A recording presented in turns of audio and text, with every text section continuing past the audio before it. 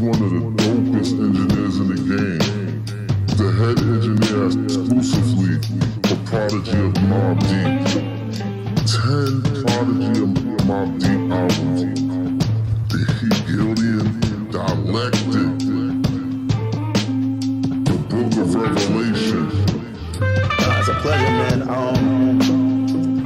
That body of work is crazy. I mean, Joe the engineer. Now we do this shit, nigga. 333. That's a sign from the heavens. Just look up in the heavens.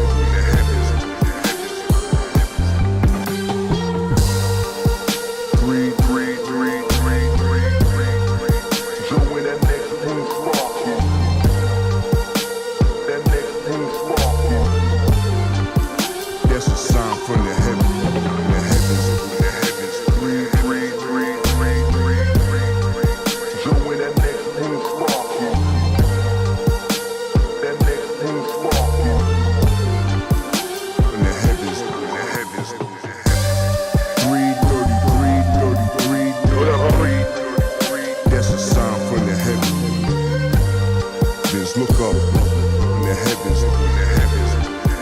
Where the fuck you dopest engineers in the game. Oh, we're coming live from the abyss. Roger Harper, what up? What's happening with you, baby? Yo, I'm fucking hyped, homie. I'm fucking hyped. Tell me about it. I'm hyped. Tell me about it. Tonight is season 2 kickoff for our show.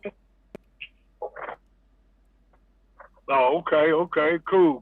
Congratulations on season 2, bro. I mean, glad to be a part of your team. Yeah, man, I appreciate it, man. This is the fact that we made it through the off season is fucking remarkable. That's what's up. But yeah, season's in 2 days, homie. We got football. Football is back. Oh yeah, for sure. Yep, it sure is. See, like, pretty excited about it.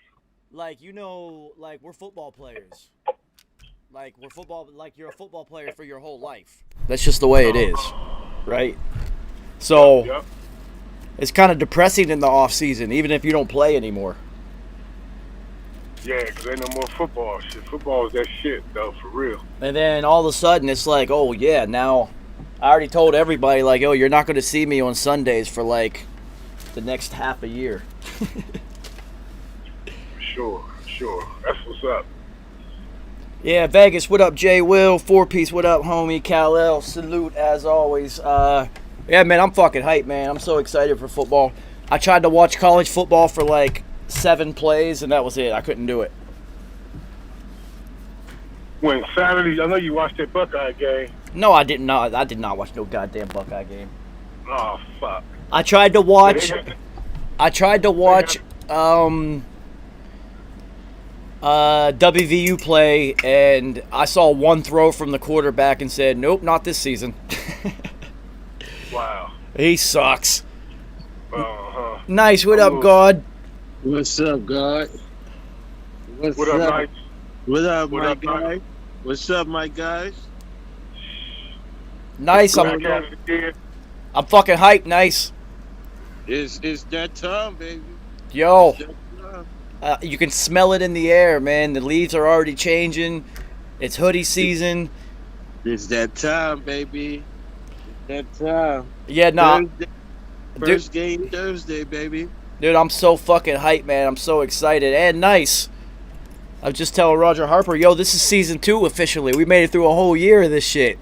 Yeah, right? Yeah, we went from kickoff special last year on a Monday just like this, and yo, we actually made it through an off season. That's incredible because all we talk about is football. So, like, what the fuck are we gonna talk about? Whoa. Now these shows are actually going to be interesting again instead of trying to make up shit. Yeah, we here now. It's here now. Yo, nice. I'm telling you. Yo, you remember when P was in the lab and P was just like, yo, y'all need anything? I'm about to go pick up some weights. And I was just like, yo, get a football. He's like, y'all want a football? You remember how excited we were when he actually showed up with a football? That's how I feel right now. Right. Yo, Roger Harper, me and Nice was looking like 8-year-old kids out there when P showed up with a football, man. Yo, we throw that football till our arms hurt. Yo, Till our shoulders out. Yo, Roger Harper, every night, me and Nice would throw that football for like 3 fucking hours. Word. Till our shoulders gave out. I mean, yeah, P was writing rhymes in the lab. I don't need to sit in there when he writes. Yo, let me Yeah. know when you need me, so I'm gonna go play football out here with Nice. This shit is dope. Yeah. What's up, man? Those were the days, man. Those were the days. Yo, we was launching that shit a full city block by the end of that month, though. Like, Yeah. from one corner of that school to the other corner, like. To the other corner accurately too. Not Yeah, silly. no, for real. Like, one corner of the school, we'd have to get on opposite sides of the block. Yeah. Yeah, we was throwing that joint a block, man. Yeah, yeah, we was literally working out like we were preparing to play. We had an upcoming season. Word. Shit is hilarious. Hold on, let me go grab a lighter real quick. So let me bring up something to talk about. Cowboys Bucks. Go ahead. I'll join you in a second. Okay. well, Roger Harper, we all know how this is going down. We know how this is going to happen. Brady, you know, it's the Cowboys don't. The Cowboys defense, man, their defense is suspect. So it's not really. I mean, when you got Micah Parsons as your star on the defense, I mean, he is good, but he's a rookie. We ain't seen nothing. He hasn't done nothing yet, you know. So I mean, and you're going up against the great. So you gotta, and these guys were really talking smack too. Who? It was To the Buccaneers, they was talking shit. the Cowboys. Why would you do that? Yeah, Micah Parsons said. Did he say anything about Tom Brady? Yes, they did. Of course. Why? Yeah. All they did was give him fuel to the fire. Why did they do that? Don't they know that's the one football player in NFL history that you just don't do that to? You just don't do it to. You just don't do it. That's like talking shit to Michael Jordan. Yeah, there's there's like Mike, Tom, Tiger. There's a certain Muhammad Ali. There's the Mount Rushmore of athletes that when you say something about them, they're going to take it personal. Yes, and they listened to every little thing. It was and it was one of their corners, one of their rookie corners. He said, their offense is okay, and Tom Brady is old, and he's not mobile. Oh my God, Jesus Christ. Yo, they're going to win by 40.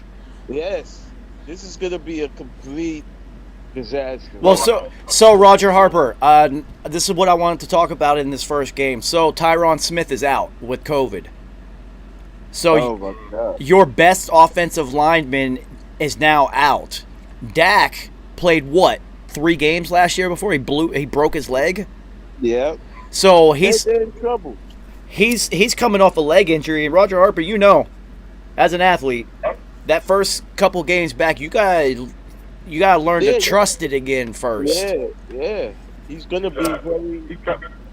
He's coming off an injury, and then he didn't get many snaps during the preseason. Didn't get many snaps with his receivers and with his team, and now your best lineman is not like Tyron Smith has been out.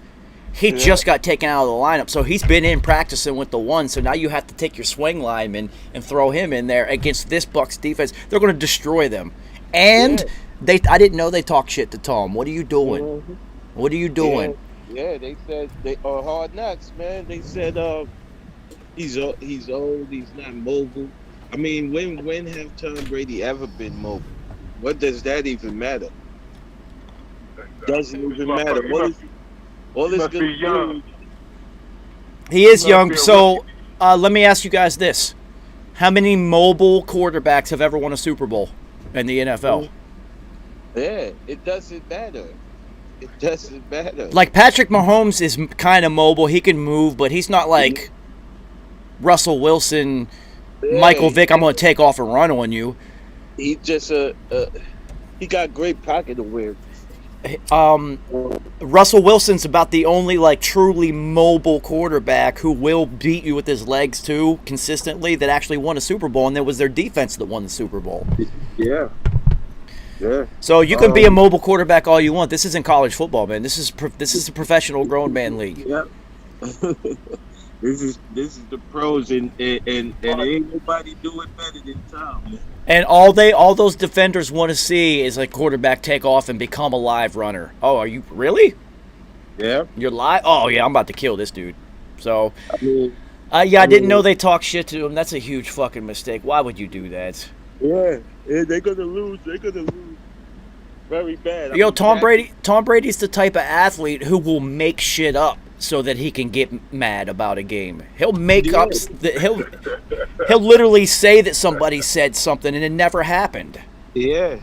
I mean, he got to motivate himself after winning so much. When you win that much, it's you got to have some kind of something to motivate you.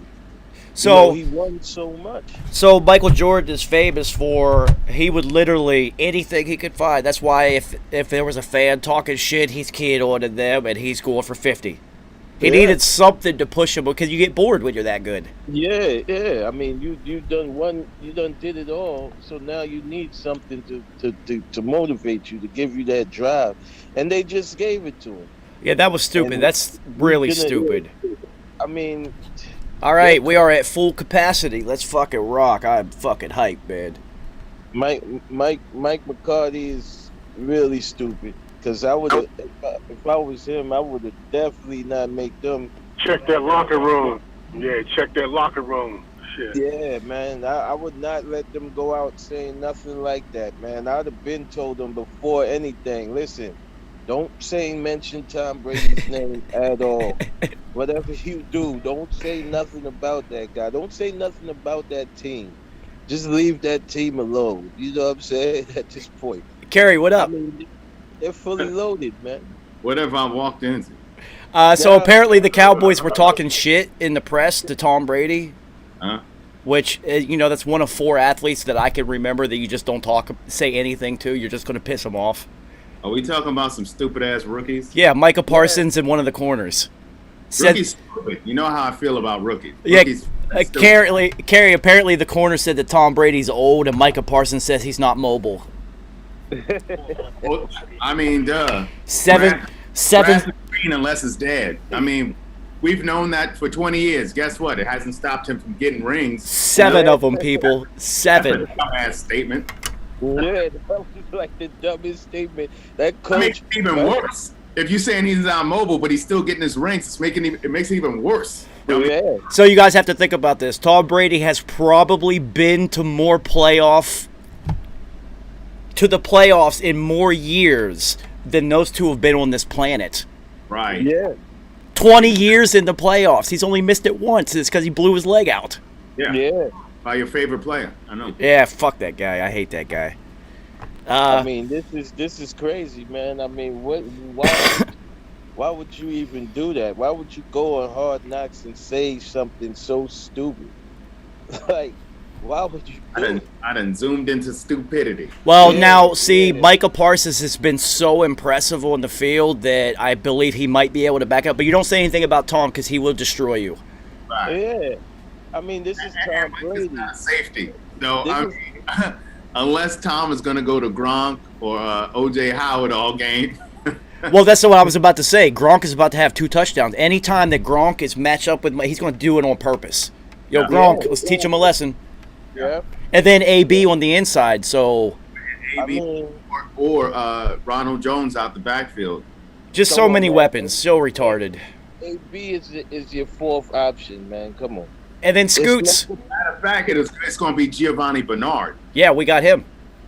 Catching those passes. Yeah, that's our 3rd down back now. So, just a ridiculous amount of talent. So, Kerry, congratulations are in order to us because this is officially season 2, homie. Boom. Bang. Yes, sir. Man. I can't. Mr. Giant. Yeah, I know. I'm like, I can't. I have this weird feeling of like so much excitement that it's actually season 2 because we made it through the goddamn offseason. Yeah. Yep. Carry Mr. Giant. Carry aka Mr. Giant. You know what I'm saying? Well, hopefully they put a product on the field I want to watch. Yeah, because that Broncos defense is, ugh. All right, so let's talk about college football real quick before we get into our season kickoff because a few things did happen already. Let's get to it. Some statements were made. Georgia. Georgia defense is no joke. Oh. Also, the other defense that they played is no joke either. They only gave up 3. That was a pick 6 for that touchdown. Oh, Yeah. exactly.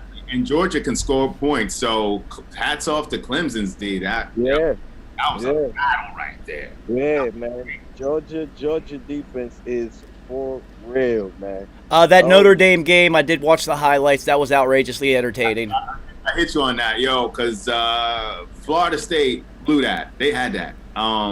But the kid who took over for Ian Book, Jack Cohn, who's a senior, Yeah. he's going to be a problem. Yeah. He's going to be a problem. 400 yards if his receivers didn't keep dropping the rock. So that's another thing that I've noticed this early on in college football. A lot of drop passes this year. Yeah.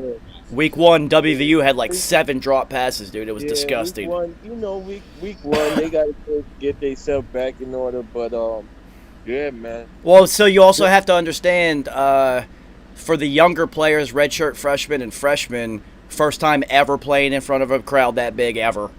Yeah. And for everyone else, they haven't played in front of a crowd in a year and some change. Yeah. Now, I want to, even though they lost, I want to give a shout out to my nephew, Josh Williams, who got in, plays for LSU against UCLA. He got 2 plays, nice little 17-yard catch. Yeah. Good for that. To get some reps this season. All right, good for him. So Saw that. it was predicted for UCLA to pull the upset. Yeah. I mean, which also kind of tells you where LSU is at these days. Well, they lost fucking 20 players to the NFL after they won a national title. Like, And not only that, UCLA played already. That was their second game. So it was more, UCLA was a little bit more fine-tuned. plus UCLA's had solid recruiting classes since Chip Kelly has been there. This is the same UCLA that we've seen from years prior. No, he's just going to turn it into Oregon again. He has to get his type of athletes there and implement that thing where they never stop running. You know. Yeah. Mm-hmm. And also, the quarterback they have too, Dorian Thompson. Yeah, he's nice. He can run, he can toss. You know what I'm saying? Yeah. That quarterback from Cincinnati is pretty dope. Cincinnati is going to be a problem. He's pretty dope. Been being a problem for the past few years. Now they're looking at Cincinnati, Houston, BYU, and one more. Probably Boise State, possibly. Yeah, well, maybe. Yeah. Boise kind of gave up that game though. So I just had this conversation with my brother and my dad today because of the whole WVU scenario. Because it's just like, does WVU stay in the Big 12 with these new additions? Because what's going to happen is these teams that were on the outside of the playoff scenario, BYU, Cincinnati, Central Florida. Yeah. Florida's the other one. So teams like that, now they'll be in a power conference, and then you can solve that problem of all these schools that are really good. Well, now just win your conference, you get in. So it kind of makes sense. Or does WVU go to the fucking ACC where they should be, where all the Big East went to? Yeah. So, Kerry, what happens is if the Big 12 expands westward, WVU's in the fucking eastern part of West Virginia. They're not going to have to travel fucking all the way to Utah and shit. So it's logistically, it just doesn't make any sense for them to stay. It makes sense for Houston and Cincinnati to go to the Big 12. You know, they actually, Houston should have been there years ago when we left the Southwestern Conference. We should have been packaged with Texas and A&M and Baylor. Like Baylor took our spot, unfortunately. We should have actually had that spot. I'll tell you what should happen, though, is with Cincinnati, since their program is solidified and they have a head coach who wants to stay there, everyone's been trying to get him, quarterback, man. And their quarterback is dope. They've had really good recruiting classes, especially out of Ohio these days. If I'm them, I go to the ACC also because your basketball team's also relevant, and now you get to play against those guys. Well, then also Cincinnati, you know, their basketball team has been, you know, the Bearcats have had some play. come through there. That's why I said now Yeah, your basketball sure. team gets to play in the ACC with Duke and North Carolina and NC State and Syracuse, these programs. So WVU needs to go. They have to. The only other option was originally there was a thought that they would go to the SEC, but they would absolutely get destroyed on the football field down there. Basketball, they'd probably run shop, to be honest with you, but football, they'd get destroyed. I do give a special shout to the Florida State quarterback who used to play at Central Florida, Milton, who got his destroyed a couple years ago after he led Central Florida to an undefeated. I mean, he was getting busy for Central Florida, undefeated season and all that. It was looking like he may not walk again, at least not walk again pain free. And he was able to play again and actually play effectively. Well, that's why everyone was so upset with Florida State blowing that game, because it was such a storybook all around, so many storylines in there. It really was. But if you remember traditionally, we're all children of the 90s. If you remember traditionally, that is a storybook Florida State ending. Just miss a field goal and fucking lose a game. On Bobby Bowden Day, of all things. Yep. You had to pull that one out for Bobby, man. Come on. They did. That's the thing. The kid made the kick, and then they fucking did the thing, and he had to kick it again and missed. Yeah, I guess so. And he just standing. He's up there like, dang, damn it, Wide left again. God damn it.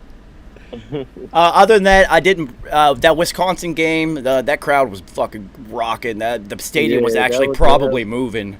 That was a hell of a game. Penn State looked pretty solid. Their defense is crazy. Franklin, that was his first victory against a top 10, top 5 team. And I actually was watching that one because I texted Carrie. I was just like, yo, this Penn State game is pretty dope. And Penn State still has the best uniforms in college football. I don't care. Mm-hmm. Dude, they're so that all white with just the blue collar and then the stripe. That shit is incredible. Yeah. No names on the back. And North Carolina getting upset. Yeah, that was the upset. Yeah, that was the upset. It was. That quarterback, he was actually ranked second amongst all quarterbacks this year coming out of college. Well, the solid thing for North Carolina is it's week 1 and you lose. Yeah. You could run the table, and especially because you're going to play some big games later on in the season, and you'll still make the playoffs. And going to catch an L, this was the time. Well, and realistically, every major conference has a conference championship, so it's about just getting to the conference championship game. So you can take an L now. It's not that big a deal.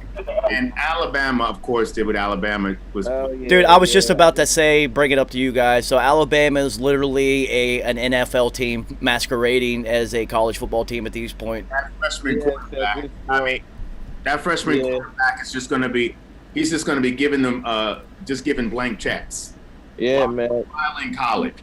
Only team I really see that could match up with them at the moment for right now would be Georgia. Mm-hmm. Physically, yes. We'll see what Ohio State can develop as the season goes on. But Georgia, Ohio State, we need to work on our defense. Ohio State defense sucks. And I was just about to say that, Rod.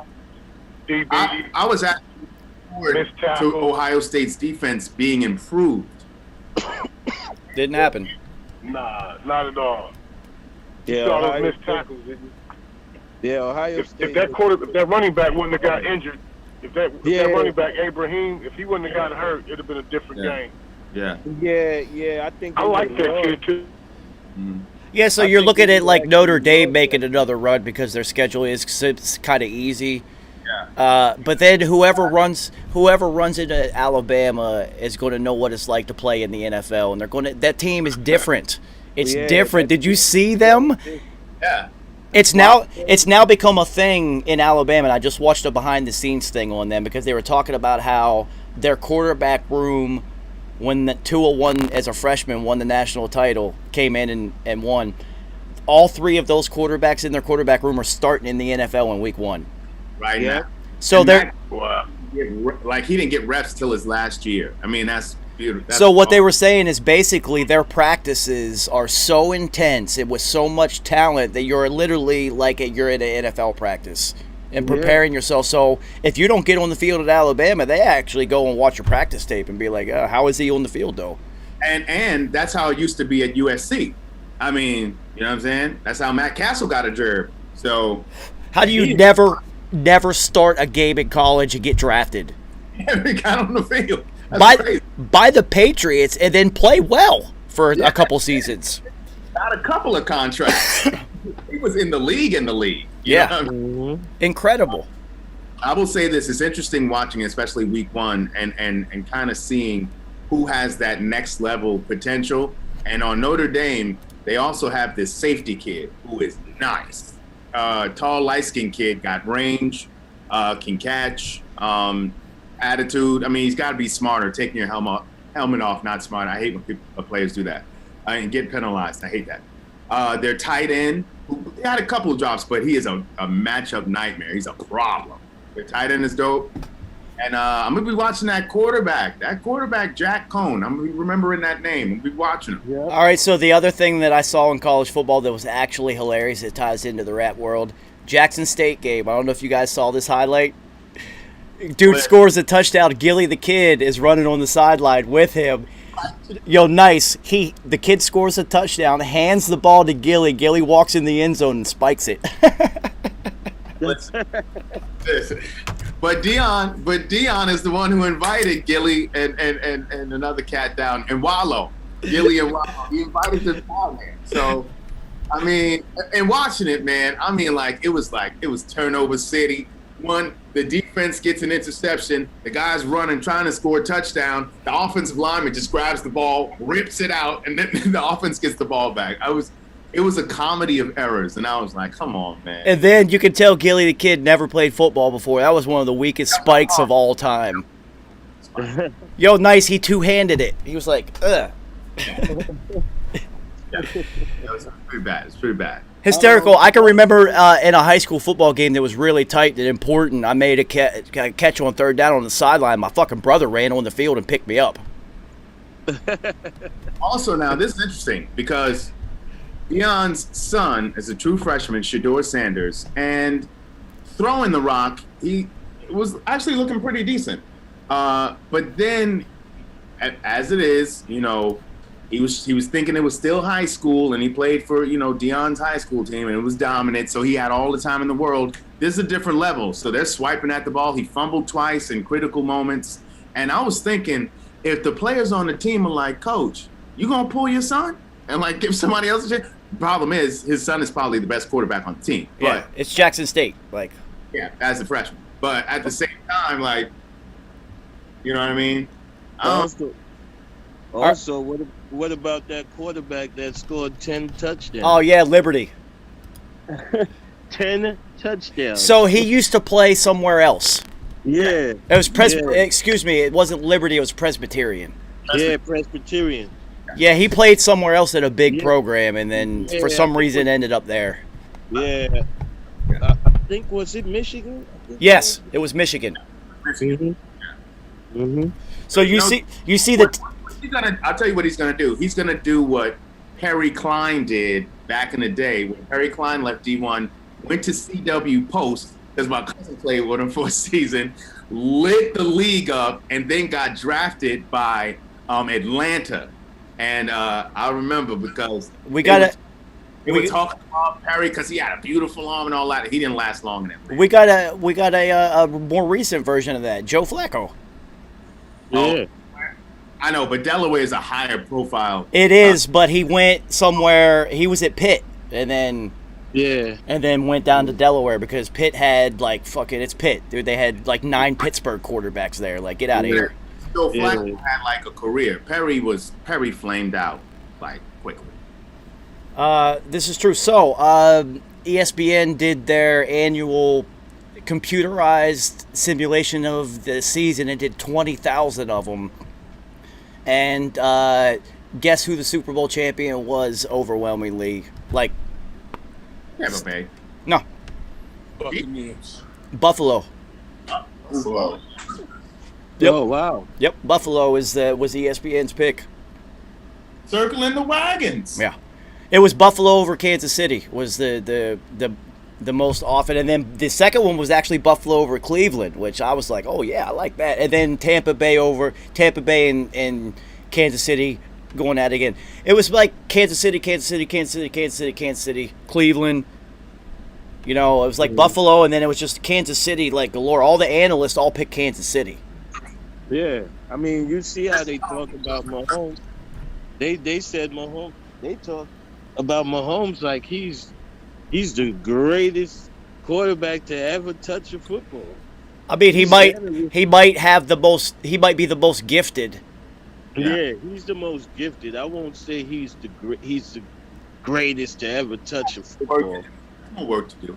All right, so in that last Super Bowl, if Tom Brady is under siege like that, which has happened twice, that's how the Giants beat him twice, and so if he's under siege like that, he's not going to still try to make these ridiculous plays with his arm. He's 5-yard check down, slants, things like that. It's going to change the offense. Patrick Mahomes didn't change. They didn't change their offense. Ooh, yeah.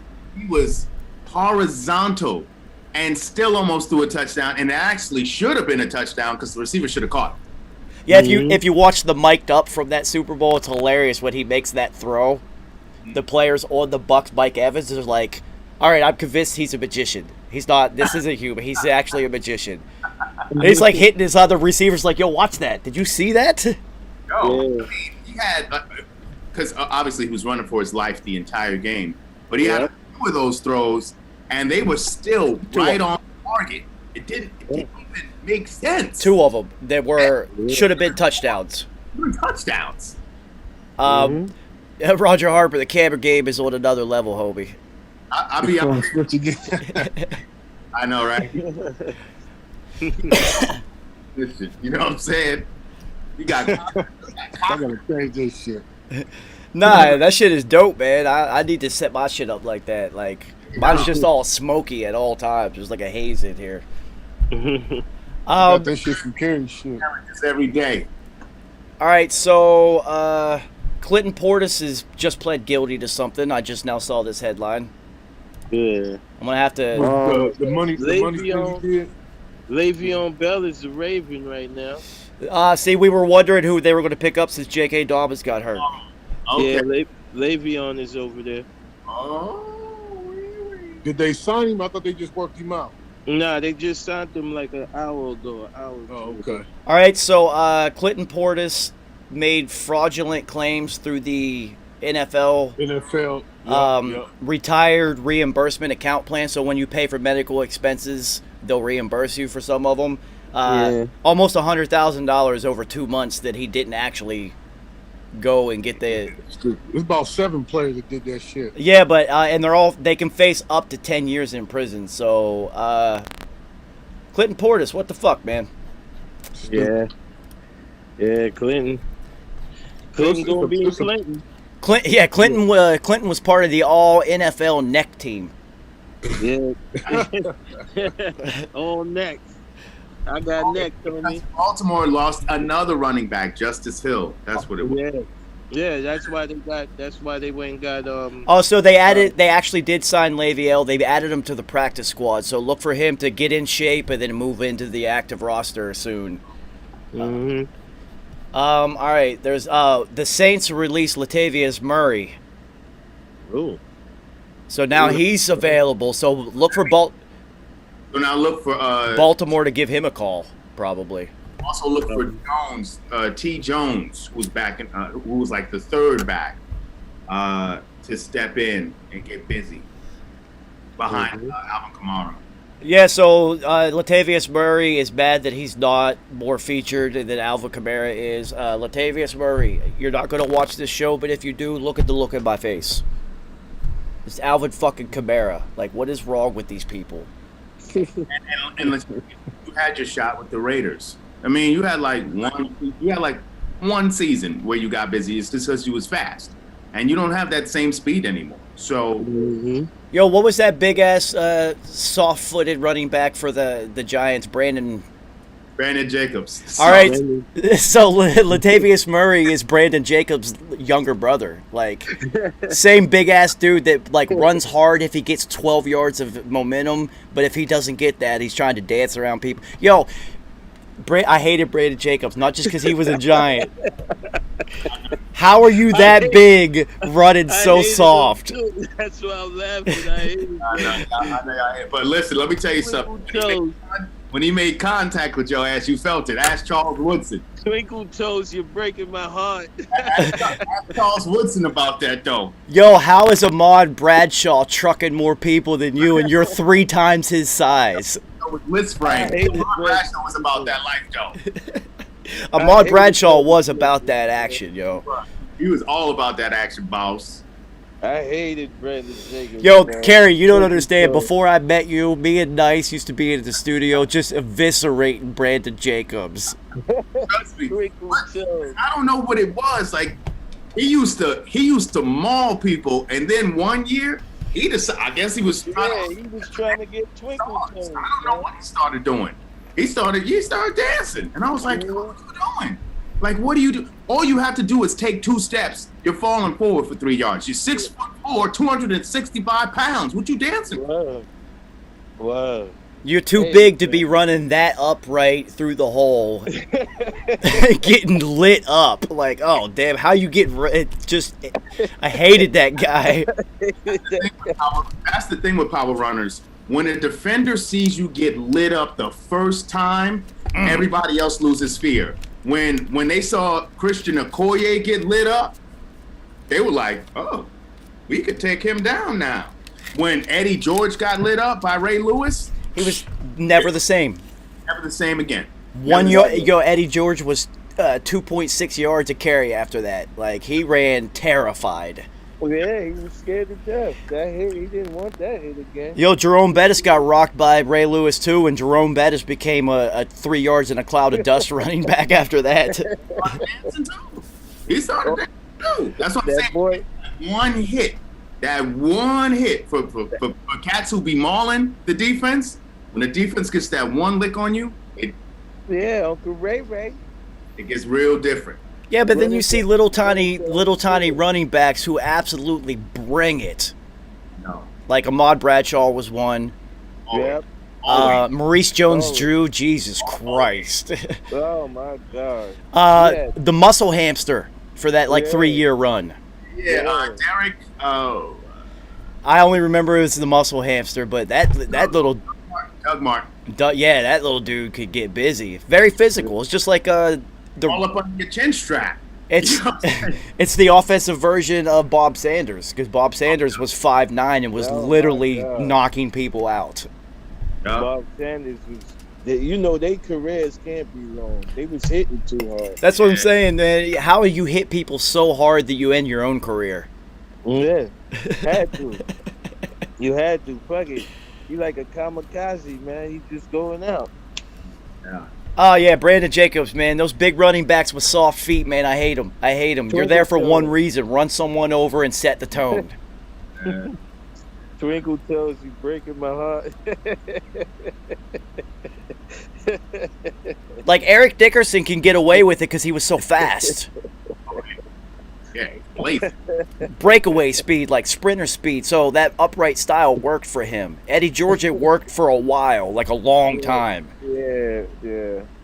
But when his knees were right, Garrison Hurst would get. Yeah. Garrison was busy. Yeah. Garrison got busy, man. Yeah.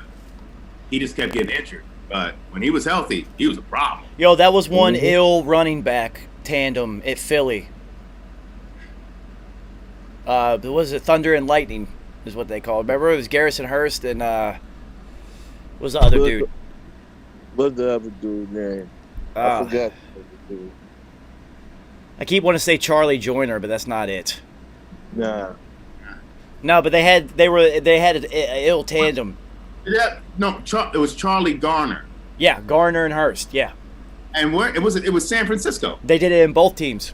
They sure did. Yeah. Yeah, they did. Hurst went to San Francisco first, and that's when he had the 96, 90, 99. Some 97, something like that. Yes, over 95-yard overtime touchdown on the first carry of their offensive series. But then Garner ended up joining them there. It's like they tried to recreate the magic. Yeah. You know. All right, you know what? I'm just going to end this one early and restart the next one, and we will get into some prognostication about this season ahead of us. Fucking hyped. Hyped.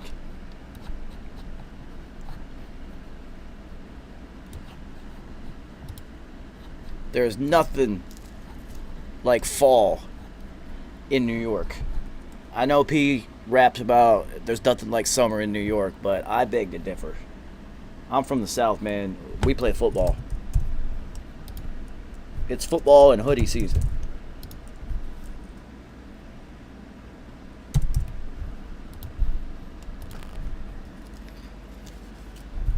I'm guessing Nice will be the first one back. Wosk, what up, yo?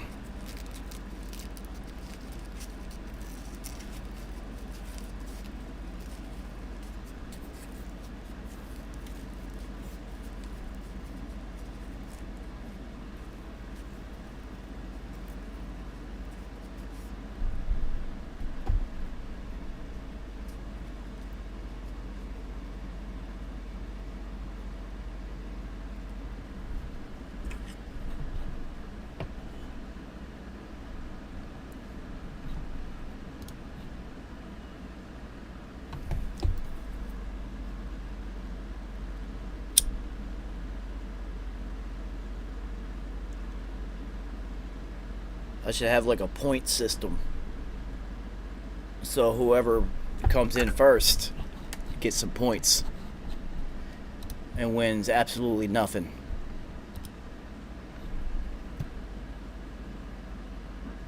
You also forgot the original Thunder and Lightning, Ron Dane and Tiki Barber. Yes. Yes. Oh, what a combination that was. What flame out in Ron Dane's career. It was more Tiki Barber than anything else. He was another big dude who fucking was tap dancing. That's why I don't get it, man. These big dudes. So remember I told you about our college running back who would run hills on his own in pregame warmups? Same thing, dude. That guy was gigantic and was hurdling people and spinning and doing all this shit. I'm like, you're 265. Run someone over. Yeah. They want finesse. They looking for the finesse play. Dude, listen, you want finesse? Grab some Lord finesse. You know what I'm saying? Yo, I wish I was that big and had with the ability to get that much momentum moving forward just once on a football field. Yeah. The most I ever weighed was 168 pounds. Once you get to the college level, that doesn't move anything. The kickers are bigger than you. Yeah. I mean, you can move the chains if you're part of the chain gang. Nah, bruh. I will return some punts though. You kind of tend to get lost when you're that small. When everybody's running down, if you have a couple people in front of you, they really can't find you. Right. Yeah. Plus, Nice knows after a million throwing sessions on the sidewalk, I don't really ever drop the ball. So, Yeah. at the very least, we're going to get a fair catch right where we're at. I was like Edelman. We're getting it right here, guaranteed. So, whatever. So, yeah, Le'Veon Bell being added to a team while Latavius Murray removes himself from a team because he's angry over playing time. I think he saw the picture on the wall because that young boy, watch, Jones, his name is Jones, T. Jones, watch. Yeah. Okay. Yeah, T. Jones is the problem. So that's what we talked about last week. We don't know what's going on in practice. These players see it every day. You're right, Kerry. He's probably like, God damn it.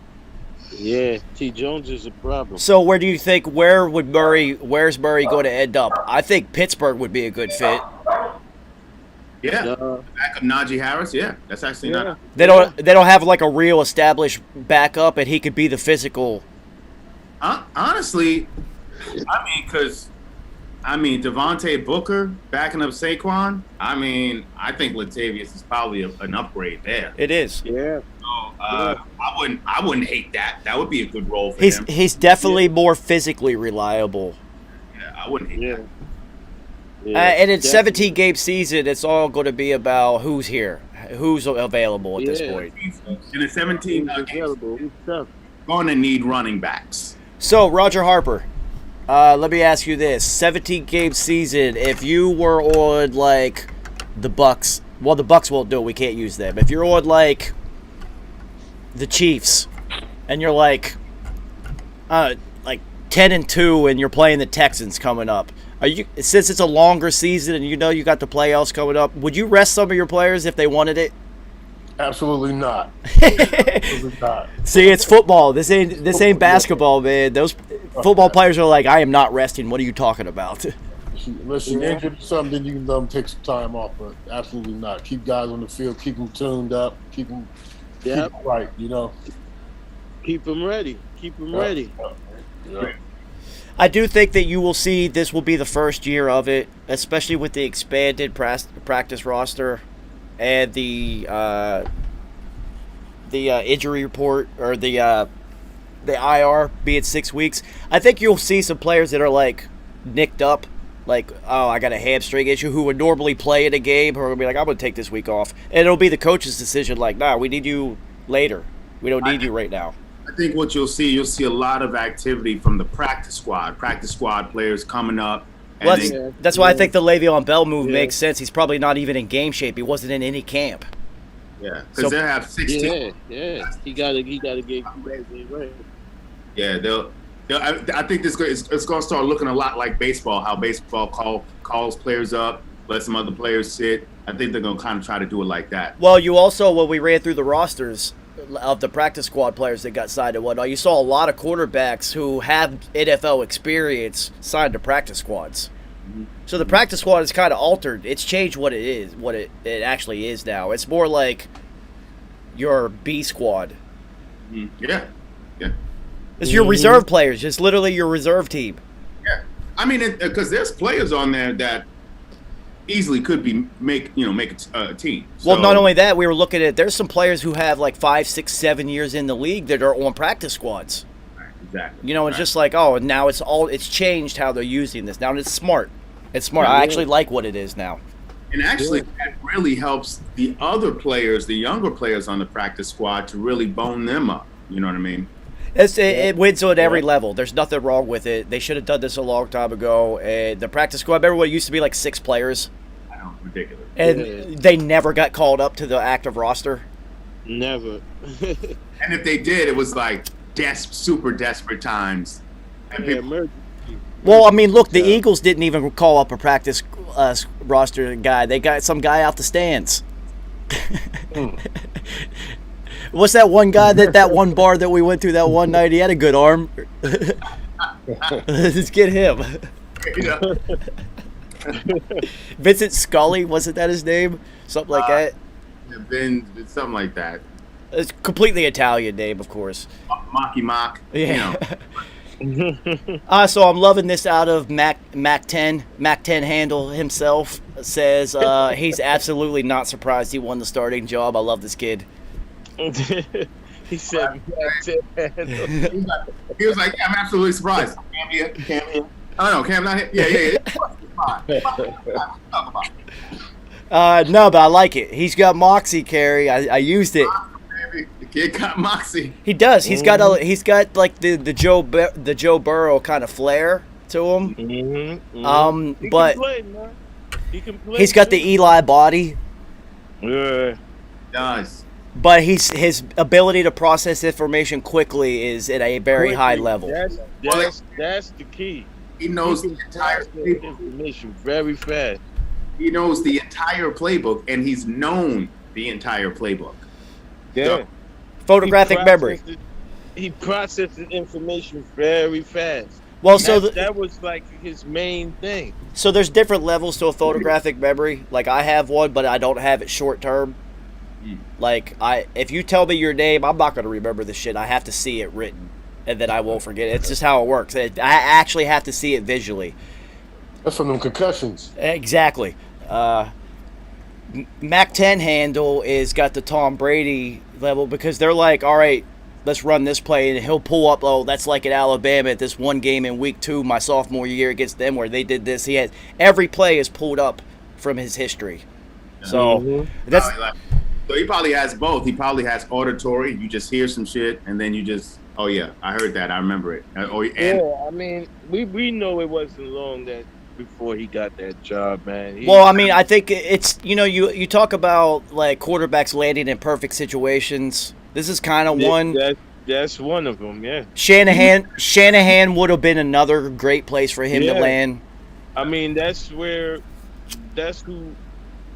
Shanahan had 3 quarterbacks on his list.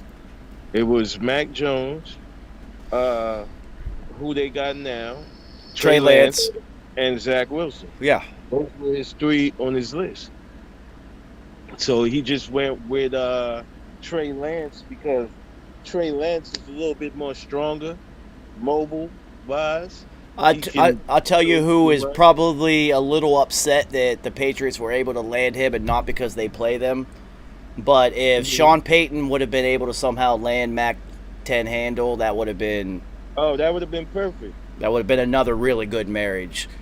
Yeah. A player like that who has a brain that works like that, it takes a certain type of coach who understands how... A coach who has the same type of brain. Belichick has that. Like, we've seen it. The guy knows plays from 80 years ago. Like, are you fucking kidding me? No, he does. So... it's Mac, nice. It's Mac 10 handle all season, baby. Let's go. He got a theme song and everything. Let's go. Mac 10 handle. From the east side of the zone, no longer the west side, the east side. Oh, I love it. Interesting that the Ravens went with Le'Veon Bell. I mean, not really, because they've seen him. They've seen his work. He was with Pittsburgh for all those years, so they know him. So their running style is more straight down, like move forward, though. I get it, but they do have a good offensive line. So I guess if you could really run with the RPO action with Lamar and Le'Veon now, because that's Le'Veon's style. Yeah. Le'Veon just gotta, like I said, I was upset that he lost the weight that he had when he was in Pittsburgh.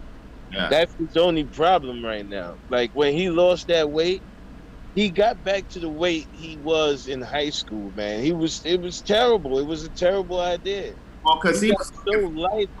He was looking to bone up his quickness. But I think with Baltimore, that's perfect. I mean, look at Lamar. You know what I'm saying? Yeah. So Bell will actually be a good counterpoint. They're gonna run that option. You know how that's gonna Plus, go. you Wildcat all game. You'll see if Le'Veon Bell is a player who likes to avenge things, because you do get to see Pittsburgh twice. Absolutely, and Baltimore was thinking about that too. 100%. Yeah. And he didn't like how that Pittsburgh thing ended, and he seems like the type of player to be like, yo, this is what they call when they do this. This is what they do here. Yeah. Hell, 1,000%. 100%. I think we're in accordance, unison. Bucks Thursday. Thursday, man. Thursday. So I don't know what the spread. I think it's like 10.5 or something. I think they're going to blow them. Tyron Smith is out. He is? Yeah, Tyron Smith is out, and this is, Dak's first game back after his broken leg. He's going, and his shoulder. Well, isn't Zach Martin out too? I think Zach Martin is also He's hurt. Been out. Tyron Smith is on the Roni restriction. He tested positive. Yeah, okay. Well, so, I think Martin is also out. He is, but the Tyron Smith, I was just saying to Nice and Roger, the thing that's bad about Tyron Smith is he's been practicing with the ones all camp, and now in game week, he's taken out. Yeah. It's terrible all the way around. So your swing lineman's already in the place of Zach Martin, and now you're going to have a true backup. Luckily for them, it's not tackle when it's a guard, and it's kind of easier to be a backup, but unlucky for them, it's the Bucs front seven. But also, Zach Martin is one of the absolute best guards in the league. And so is Tyron Smith, so Yeah. I know. So you're looking at up the middle. I would expect Sue and Vita Vey to get a lot of pressure up the middle. A lot. Yep. There is a safety for one of the safety. I didn't look and see his name, but one of the safeties for the Bucs is out with the Roni. Not Winfield. No, I didn't look it up. It just said Bucs safety. It would have said Winfield if it was Winfield, because he's like pretty notable at this point. Yeah. It ain't nobody of importance. Probably a backup or something. So let's run through week 1. real quick. Mhm. Now that we know these rosters are kind of set. Philly at Atlanta. I think Philly's going to be terrible. They are, but On Atlanta. Atlanta is not going to stop nobody, I don't think. Right. And that's where the problem lies. I'm going with Philly on that. Yeah, one. but it's Philly. Who's going to score for them? Like, what is their offense right now? The Slim Reaper. Just throw it up to the Slim Reaper. Throw it to the Slim Reaper, man. He was stolen from the G's. But you know what? That could turn out to be a blessing. We'll see. We'll see. Mm-hmm. Hilarious, a Slim Reaper. I didn't know Kevin Durant was playing football. Yeah, that's what I'm saying. Yeah, the Slim Reaper, man. Pittsburgh at Buffalo is going to be a fun game. Oh, yes, that's going to be a great game. Well, it's going to be fun because you're going to know what Pittsburgh, well, at least early on, what Pittsburgh really is this year. Because Yeah. We get our first looks at the Bills defense, which could be their only. That could be their only Achilles heel, like depending on what they look like this year. Well, I think their mindset is of the Chiefs' mindset. Let's see if we can just outscore people. Right. And see, that doesn't work with everybody. But the Bills' defense is not that bad, though. No, that their safety's really good. Pryor. Yeah, Micah Hyde. They got Micah Hyde. They got Yeah, but who's the corners? Now, there's Tre'Davious White, but what's his face? The one who got mushed to death by King Henry. He just got. Norman got signed by San Francisco 49ers. Yeah. So who's the other corner now? Who's man in the middle? Who's getting pressure on the quarterback? Who's stopping Buffalo on offense? Buffalo actually have that rookie from Miami. He has been putting pressure on quarterbacks all preseason. Was it Phillips? Now, No, he got a funny name, man. Oh, it's the other one, the other side. Yeah, the funny name guy, man. Start with a G. He has been an absolute monster in the preseason, man. Nobody couldn't stop this guy. Nobody. He just kept going in the backfield. Well, let's hope that he's not a Thursday All-American, and when it really counts, that he can actually do it again. Yep. So they got a couple of pieces, but. So I'm going to be interested, especially fantasy-wise, Kerry, to see how Emmanuel Sanders fits into Buffalo's offense. Apparently, Josh loves him. Yeah, I knew it was going to be well. Yeah. I mean, we might see not exactly Emmanuel Sanders from Denver, but something closer to it than he was in New Orleans. Yeah, 100%. 100%. So Minnesota at Cincinnati. Benjamin, what up? Romp, what up? Minnesota at Cincy. Man, we talked about this. We all wanted to go with Cincy. I know. I think we also have a anti-Captain Kirk bias. Straight up. Just don't like that guy. Well, so Roger Harper, Captain Kirk he's notorious for starting out 1-7 and ended up 8-8 or 7-8-1. Yeah. And this year it's going to be 8-9, like guaranteed. And he's going to put up like 3,000 yards in the last 5 weeks of the season, and it's going to statistically look like he's worth the money. Killed it. Yeah. And they're going to be terrible again. Mm-hmm. It's going to look like the defense's fault. You know what I'm saying? Which I think their defense is actually going to be the most intriguing thing this year because, they're getting some players back. Yeah, they got Pat, too. Yeah. They're going to – and they had some linebackers who were hurt. Yeah, but Irv Smith is probably not going to play all season again, and that's another huge fucking – Someone you just can't even count on. You know what I mean? He's just taking up a roster spot at this point.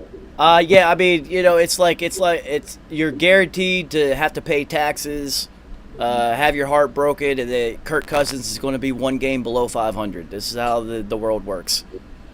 And Irv Smith and O.J. Howard are going to you're just going to only be able to talk about their college days because those two, their two careers literally have mirrored each other to the start. They got busy in college, but that's all we could talk about. What could have been with these two, especially O.J. Howard in Tampa? Are you kidding me? You got Gronk there to show you how to do this. You could be what Aaron Hernandez was supposed to have been. Look at this. O.J. Howard was the starting tight end for Alabama, right? Kenyon Drake only saw the field on special teams as a returner for Alabama. Who's having the better career? And O.J. Howard was the biggest factor in that national title win. Fast, caught everything, was a beast. Unstoppable in that title game. So San Francisco at Detroit. This is not even. San Francisco's going to destroy them. Yeah. San Francisco clearly they just got a better overall roster. Outside of Tampa Bay, San Francisco's still the deepest team. So how quick until Trey Lance is starting? I'd say, well, what they're planning to do, they said, is play them both. Yeah, okay. So if you have two starting quarterbacks, you have no starting quarterbacks. Exactly. Yeah, they're gonna like bring him in for a couple of plays. Garoppolo gonna start, and then they're gonna bring Trey Lance in for a couple plays. Here's the better question. Every game. Here's the better question. In which game is Jimmy G going to get hurt and then be out? All right, so Yep. that's going to happen. So what I would do is just start Trey Lance because week 1 you're at the Lions, week 2 at the Eagles, and then and then you get busy. Packers, Seahawks, Cardinals, Colts, Bears, Cardinals, Rams. Oh my God. You're going to start him in the middle of that shit after Jimmy G gets hurt? Give him those 2 weeks against weak NFL teams to get into the swing of things. I feel that, but they said Jimmy G also just played too well. Like, Jimmy G didn't lose his job. So Yeah, they said he didn't lose it. They that's what I said. So here's the real question for you guys. Does Kyle Shanahan or John Lynch pull a Nancy Kerrigan? why? Why? Is John Lynch on the phone with the Chargers team doctor to find out what they did to Tyrod Taylor last season so they can get Jimmy G off the field? Roger Harper, we in the club? What the fuck just happened? outside shit. I figured Roger Harper was in the fucking in the Lambo earlier, nice, and then he was just in the mansion, and now he's at the club. Like, damn. You know what I'm saying? We're gonna start hearing Snoop Dogg, beautiful. You want to see Snoop walking in the background? What are you talking about? So anyway, yeah, I'd just play him against the Lions and Eagles and not throw him in against one of those teams, and then the next 3-4 games you have against, because the Colts, great defense, the Bears, defense, Cardinals, kind of stacked on the defensive side of the ball. They're not terrible by any means. You know, and then you have to play them twice, and then the Rams defense was number 1 in the NFL last year. So what it like? Yeah. I would just, and if you're that high on, just put him out there. Fuck it. Make the decision that Pete Carroll made. Which I love. Yeah. Fuck it. He's young. I don't care. He's playing better. They're up at the same level. We got more with him. He's starting. Let's go. Sorry, Jimmy. You got paid anyway. Go be a model. Go be a model somewhere. Like. Go get you some hugs. You know. Know what they did for TB12? Yeah. Go put that chin out in the universe and go get some modeling contracts. You know what I mean? Why not? I mean, if I was Jimmy G, like I'd be a backup quarterback for 20 fucking years. If you can't get it on the field, why don't you mirror Joe Namath's career off the field? Killed it off the field. Well, that's what I'm saying. They're going to want him to be an analyst. They're going to be like, "Are you any good at this? Look at you. Like, you have to do this." Yeah. So, but I mean, as a backup, he's good when he's healthy. He could really play football, but he's never fucking healthy, ever. He'll be the best backup in the league. That's what I said. You could do that. You'll never play. You won't get hurt. Have at it. Keep cashing them checks. You already know how I feel about backup quarterback. Best job in America. Yeah, that's why I don't. It's just so hard for like that alpha quarterback to accept being the backup. Like, And so you guys know when you get hurt, you're like, I can't. It can't be like this. I gotta go. I gotta do it. I can't stand you as alpha quarterback when you have not played an entire season. You haven't given me 16. That's like a rapper who never gives me 16 bars. You never gave me 16 games. How you gonna be an alpha quarterback? Which will come down. So Arizona at Tennessee. This is gonna be an interesting game. It's gonna be real interesting, but I'm picking Tennessee. Well, no, I'm going with Tennessee because we're going to see Tennessee at full physical strength in week 1 with those giant receivers and those giant running backs literally just pushing people around. Yeah. What's going to be interesting about it is to see what Arizona can actually do up against this team, because this is going to be the most physical team in the NFL this year. Yeah, by far. Luan is back. Like, yeah. That offense is going to go impose their will on people. They're going to hurt you. We don't get offenses like that very often. No. Yeah. And it's not even just like we're going to run the ball. Those receivers, when they catch it, are going to run you over. Also, yeah. Also, they have the perfect coach for them too. So, it's crazy. Yeah, no. Yeah. You got a kicker who can make kicks. They're gonna be real tough to beat this season. Yeah. Well, they're also that offense is built for playoff football. You know. Yeah, that's what it is. Bruising. It's all about their defense. Running. What is their defense even going to bring to the table this year? It's literally on them, because your offense is going to eat up so much time.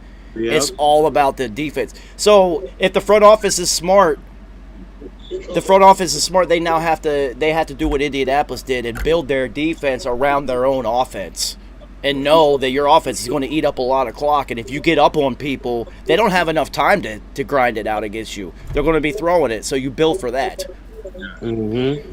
So Bud Dupree is going to have to get pressure on the opposing QB and sack his ass. Yeah, interesting. It's going to be interesting to see what that defense does. Seattle at Indianapolis. Carson Wentz and Quentin Nelson both back for week 1, so we'll see what Indy and old Chuck Wentz is going to do this year.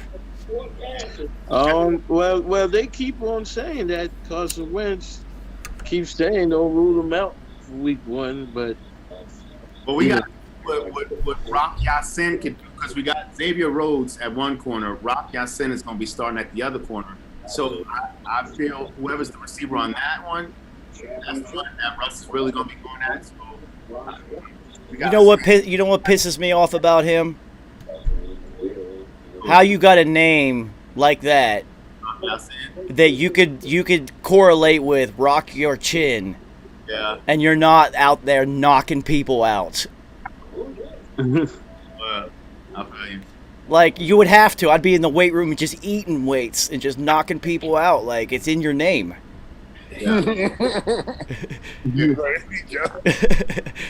Like, you have to. You can play with it, rock your chin, rock your son, like in so many different ways. It starts with rock you. Like, come on, you have to knock people out. You cannot be paper thin out there trying to cover people. Don't be paper thin, Sin. That's like being Brandon Jacobs and fucking tiptoeing through the hole. God damn it.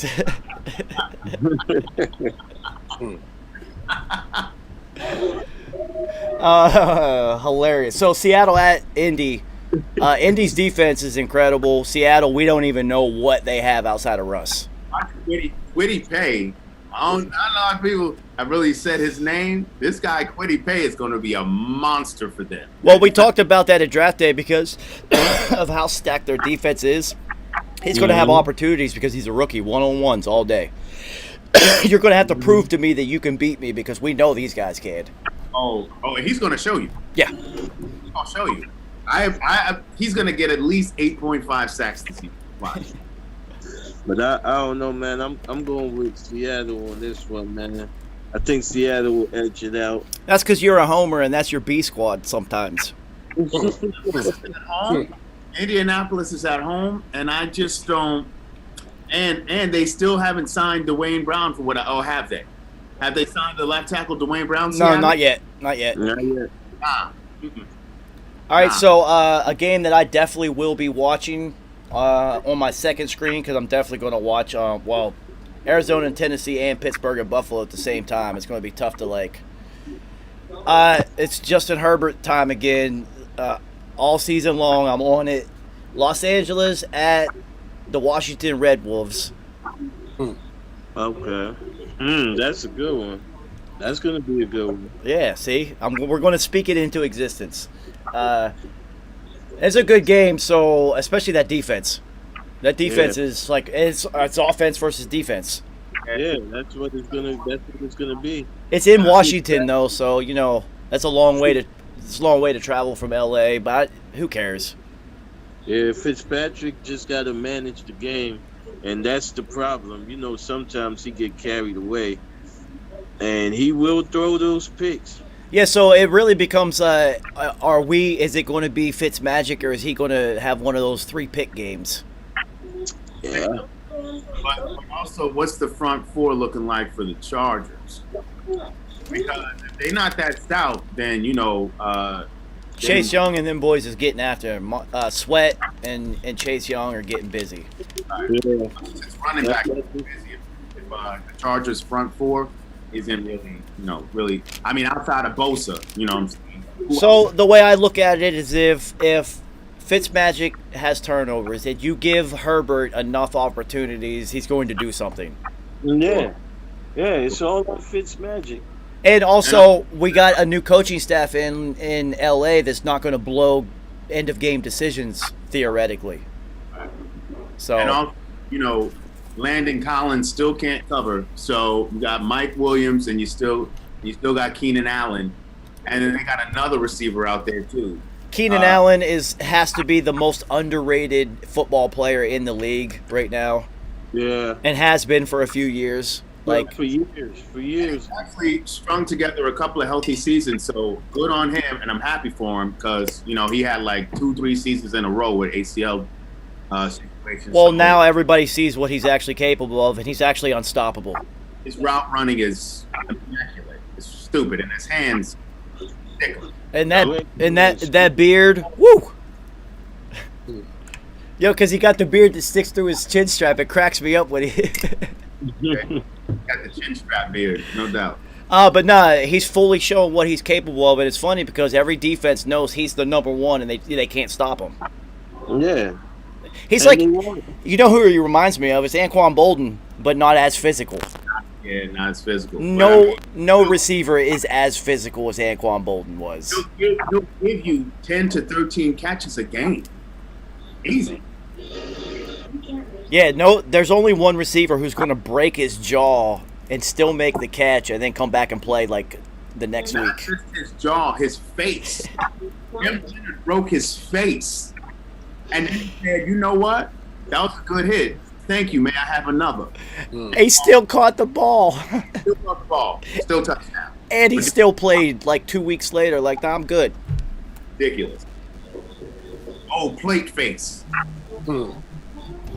Yeah, incredible. So, Keenan Allen, Mike Williams, and the new guy. The new guy will be key to them.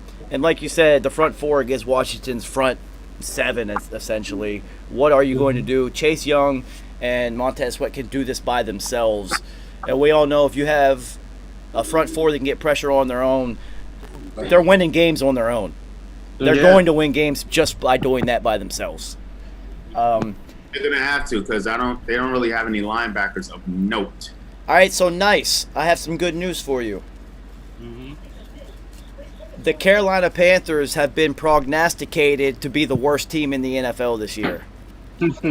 Week 1, Jets at Panthers. There's your gift. You know what time it is. You know it's Jets time. You know how we coming. Yep. Zach Wilson, that's all I'm going to say. He's looking real sharp. Our wide receiver core is looking real nice. Yo, so is this, let me ask you guys something. Is this an absolute make it or break it game for Sam Darnold? Absolutely.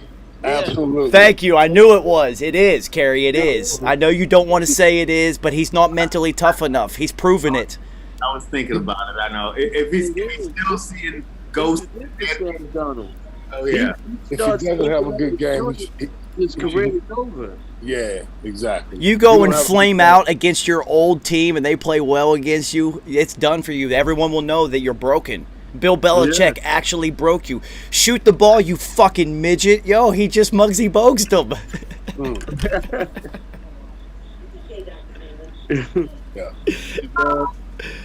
Muggsy said it nice. That ruined his. He was broken after Mike said that to him.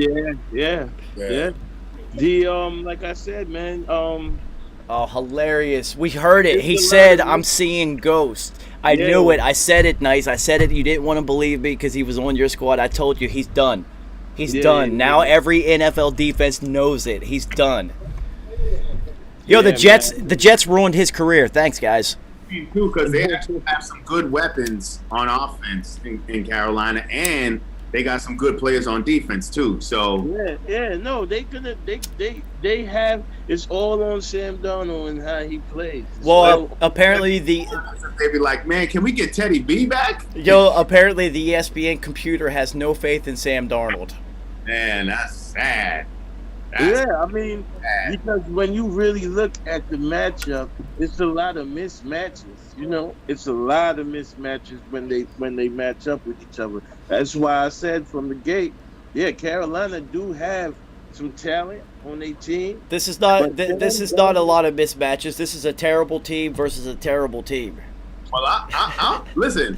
If I'm Josh Rosen, I'm talking to my agent like, so if Sam flames out, can I have a conversation with Carolina? Yeah, I mean, he's the backup in Atlanta. Shit. I mean, Carolina, talent-wise. Yeah, can the Rosen one have a 3-week run in Carolina too?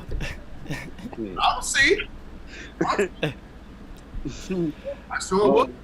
I swear to God, the only reason he's still in the NFL is because they call him the Rosen one. Yo, but look, how crazy would that be? Like, he was the only quarterback out that class that really hasn't been able to get a toehold in anything. I mean, he got his job taken in his second year by Kyler Murray. I mean, they were like, oh, we just drafted you? No problem. We're just going to draft another quarterback. See ya. So, he went to Miami? No, that's okay. We're just going to get another pack. See ya. He went to Tampa and was in the stands during the games. That's crazy. So if he can somehow salvage his career, if Sam Darnold flames out and Rosen is like, yo, get me to Carolina stat, if he can actually do anything, yo, that would be the comeback story of the decade. I mean, I would love it. I would love to see him actually do something with himself, but I don't see it happening. Zach Wilson, Elijah Moore, baby. That's for you, nice, right there, nice. Yes, sir. Zach Wilson. He was chasing the motherfuckers last week. Had me thirsty in the motherfucker. He was thirsty. Had me thirsty. Drinking them Coronas. Look, nice thinking about it right now. Look at the look on his face. Yeah, I'm about to give me one too, man. Yeah, no, we're almost due for a break time anyway, so it's perfect time. I know Nice too much. I know that look on his face. Look at his face. I had to show it to him. He had me thirsty last week. So I really think this is it for Sam Darnold. Like, if he plays terrible, he's done. He is done. Yeah. Oh, what a bad gamble by Carolina then. I mean, Chelsea. What's the backup plan? Backup plan. Oh yeah, this is that black quarterback. As a matter of fact. So, backup plan. The backup plan. I love it. Yes. So imagine if Carolina doesn't make that move. They could have landed a Mac Jones. Yeah. Yep. That could change that whole franchise. Yo, so when Mac 10 handle balls out, that GM in Carolina's losing his job. But you know, like, out of all the quarterbacks they've drafted, really only Cam Newton did anything noteworthy. I mean, remember, they drafted Jimmy Clausen, and Jimmy Clausen was supposed to be the man. He flamed out. Oh, well, I knew he was going to suck. Yeah, I knew that. Chris Winkie. They drafted. Oh, my God. He was 45 years old when they drafted him. know what I'm saying? Yo, I never thought we would say Chris Winky's name, and on that note, I'm going to take a pause, and we will see you in 45 seconds. Chris goddamn Winky, Jesus. Pulled that one out of the fucking ether. What the hell was Carolina thinking? Chris Winky literally played minor league baseball for like 7 years, and then went back to college and played football. And they still drafted him. That is incredible.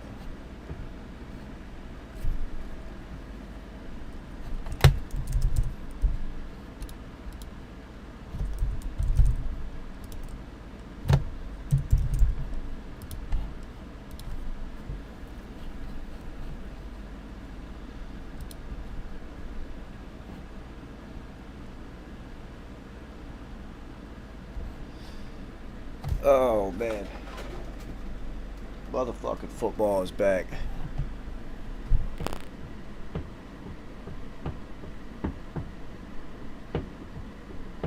Once the season started, it's going to be hard to run over the whole week of shit in one episode. We're going to have to, like,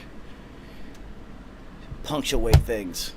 During the off-season, we really fucking drug things out. I'm still amazed that somehow, some way, we were able to have episodes throughout the entire off-season. That shows you how big football is you could actually talk about the entire off-season. It's retarded.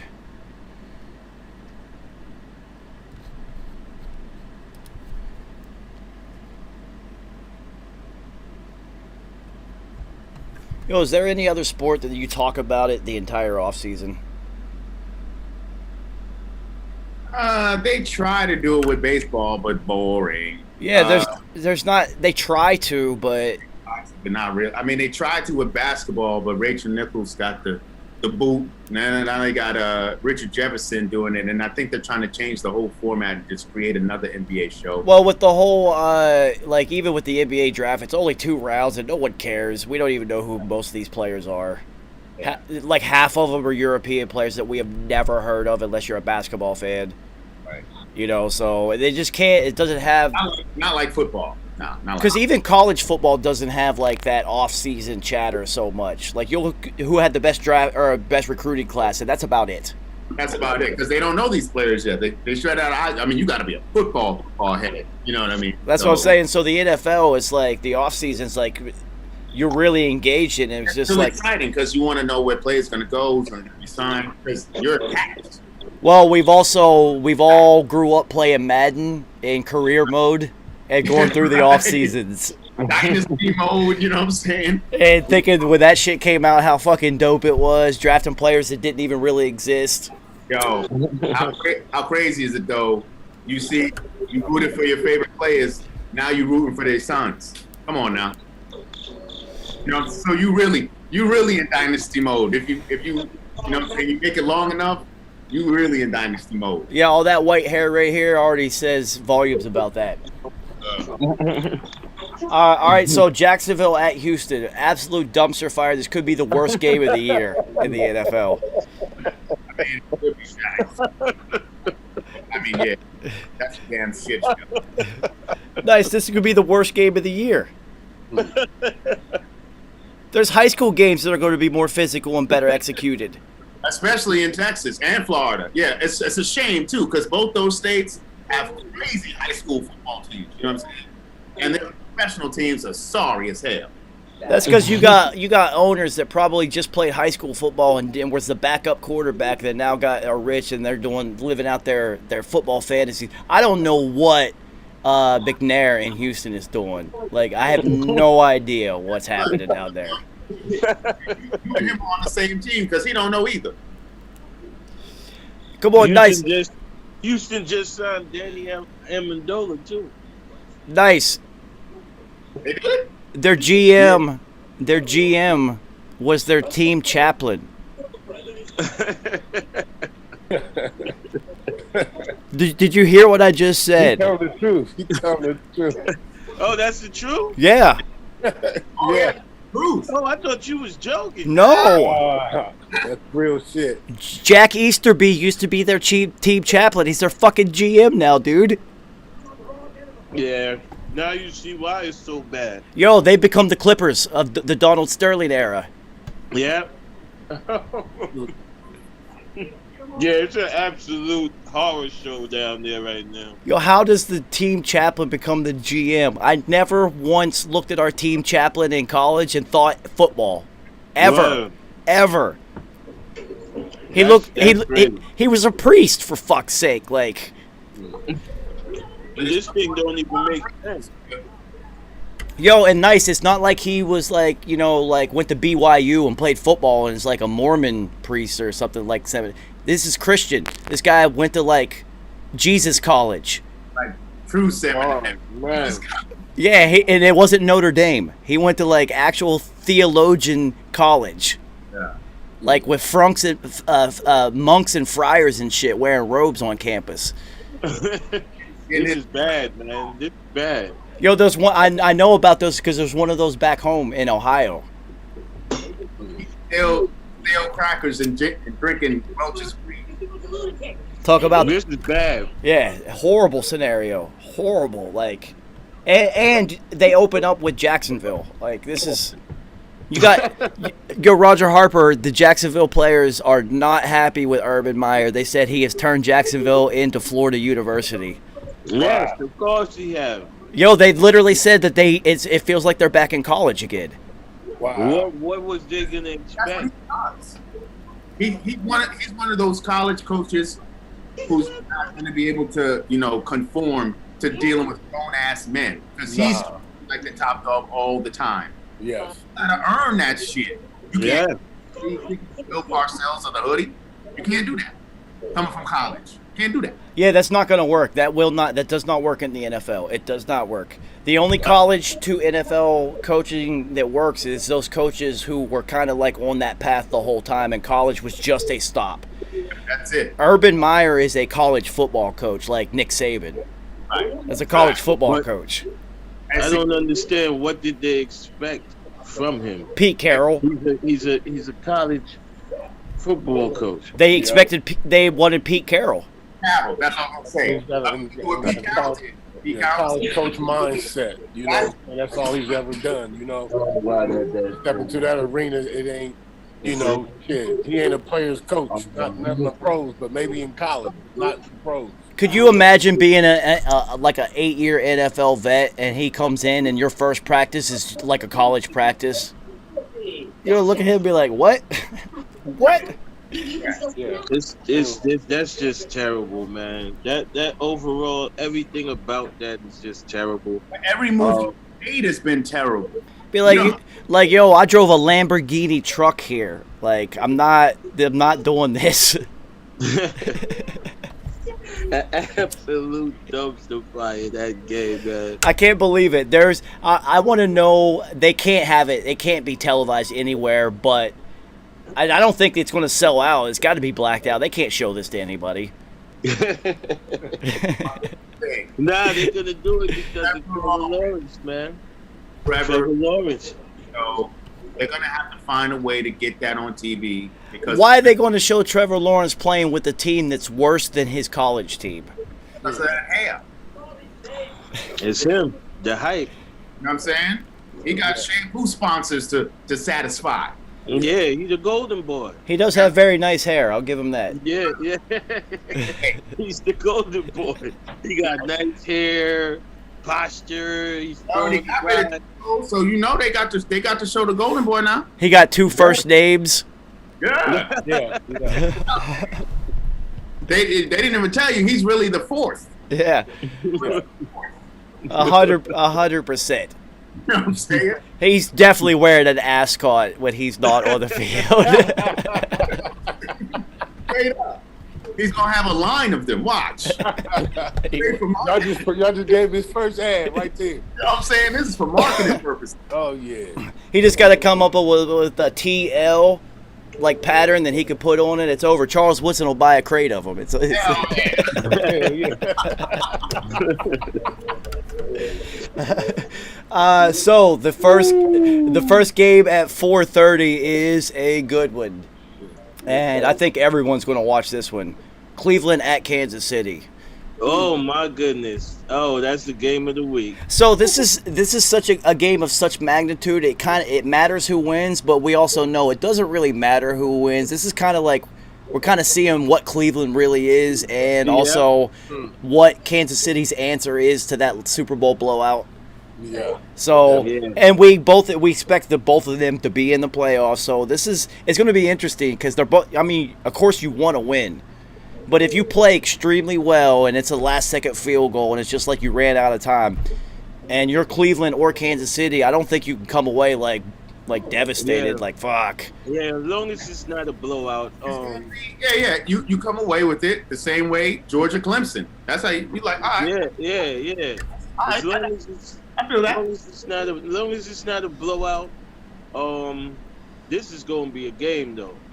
So this is a hell of a game, though. So once you're successful, you have to start taking the New England approach to the beginning of the season. New England always started out slow, 1-3, 2-2, whatever. We're still going to the fucking Super Bowl.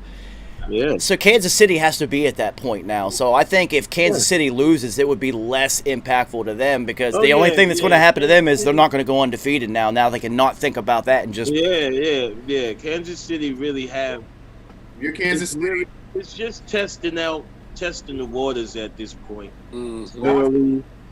If you're Kansas City, you just want to be sure you leave the game with Patrick Mahomes, Travis Kelce, Cheetah, all healthy. No injury. But if you're the Browns, you're watching that Super Bowl game last year, watching that film, how they shut that awesome offense down. You know what I mean? Well, you're right, Roger Harper. The Bucs have provided a blueprint on actually how to stop them because they learned from the loss in the regular season. They actually learned, like, all right, these are all the things that we did wrong. And Kansas City was so successful and unstoppable on offense. You just have to stop them, and they're not going to. They don't adjust. They just keep doing them. I mean, also their offensive line was decimated. Let's not also. This is true, but I'm saying though, even offensively, like Tampa Bay figured out, but that they also figured out the secondary, kind of figured out how to deal with Kelce, especially. Yeah. That was the biggest key, is they kind of took him out of the game. He had a shit game. And they put pressure on Mahomes too. Remember how he kept getting rid of that ball? Well, he ran it was over 400 or 500 yards before he threw it over the course of a game, which is the most ever. And if you're Cleveland, you're looking at the relationship between Baker and Odell. Yes. That's what you want. But you're looking at the relationship between Baker and Odell. You know they can run, and you know they've worked everything out. So you got to see what the Baker-Odell relationship is like, and then also just how awesome he is coming straight out the gate. Well, what they're gonna do?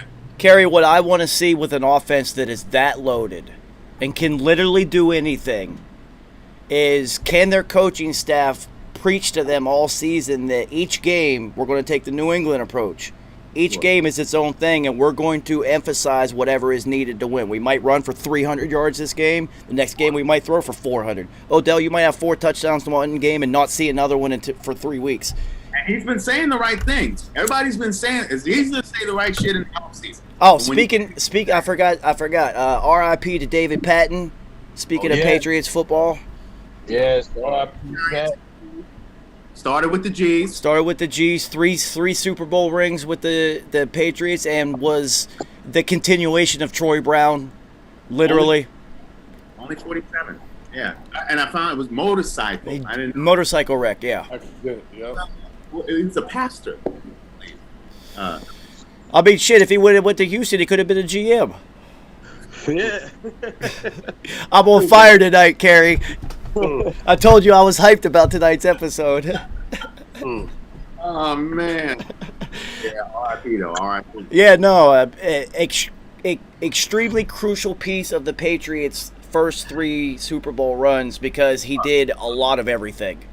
And I was like, damn, why we ain't keep him? What happened? Because you had to use him like the Patriots did. You kind of had to use him a little bit in all the stuff and not a lot of one thing. And it was better for him because during these years, these were lean years. So. Yeah, so R.I.P. I forgot to bring that up, but yeah, it was a motorcycle wreck, which sucks. Speaking of New England, Miami at New England. New England, it's Mac-10 handle time, and that is a completely different team. 100% from last year. Sure. Yep. And I don't if Miami is really having Deshaun Watson conversations, what's really going on in their quarterback room right now? Well, what quarterback room? It's Tua, and who else? Yeah. Tua is not. He's not the answer, man. That's the problem.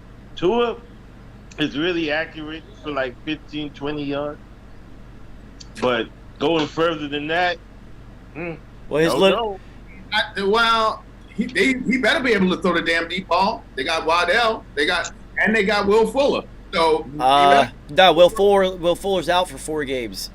Okay, but I mean, he's eventually going to come back. So you don't have these speedsters for a quarterback who can only throw 15 yards. So with New England, Stephon Gilmore's not playing. Yes. So that is a big deal. That's a big loss. I mean, New England's literally an entire new team, like a whole new team. They went the NBA route, and we're just going to buy a new team. So I am at Gesicki in the running game. So I mean, being the New England fan, what is going to need the first week? You have to see if all the players are on the same page. All these new people, did you buy into this New England thing? Because it doesn't matter how good you are or how smart you are in New England, you have to buy into what the team is doing. Yeah. They have enough of the players who opted out who are already New England players or New England players who played on other teams who came back that I think that they... I mean, McCourtney's still there. Hightower, Kyle Van Noy is back. You know, so you have the core. Matthew Slater is still there. He's a perpetual leader. So, yes, but with all these new players like Chad Johnson and Adalius Thomas, some players, no matter how, they just don't fit what New England is doing as a culture. Sure. Mm-hmm. So that's going to be the thing. Or has Bill lightened up just a little bit? Has he altered just a little bit? I don't think so. I don't think so. Emperor Palpatine didn't stop trying to fucking, get Luke Skywalker to turn over, man. It's Yo, was that an allegory for like homosexuality and we missed it? I have no idea. I never thought of that until right now. Dude just kept trying to turn him for like 3 movies. Come on over to the dark side. Mm-hmm. Come on over. It's a Skittles, Roger Harper. It got me going right now. And also, what's the running game like for New England? Because I know fantasy-wise, it's always tough to get a New England running back because that game, the game plan. We like this kid. Harris. Is it a Harris? Yeah. He's like proven last year. Like, all right, you could do this. Okay. Mm-hmm. So that's why we let Sony Michel go so easy. Like, yeah, we don't need you anymore. Yeah. I got to think back to Corey Dillon and then the law firm got his shot, Ben Jarvis, Green Ellis, when you had like a back who just kept getting the rock. But other than that, they've been having 4 or 5 running backs. It's like, who's gonna get the rock? Well, now we actually kind of have a running back for the modern day NFL at what a stud would be.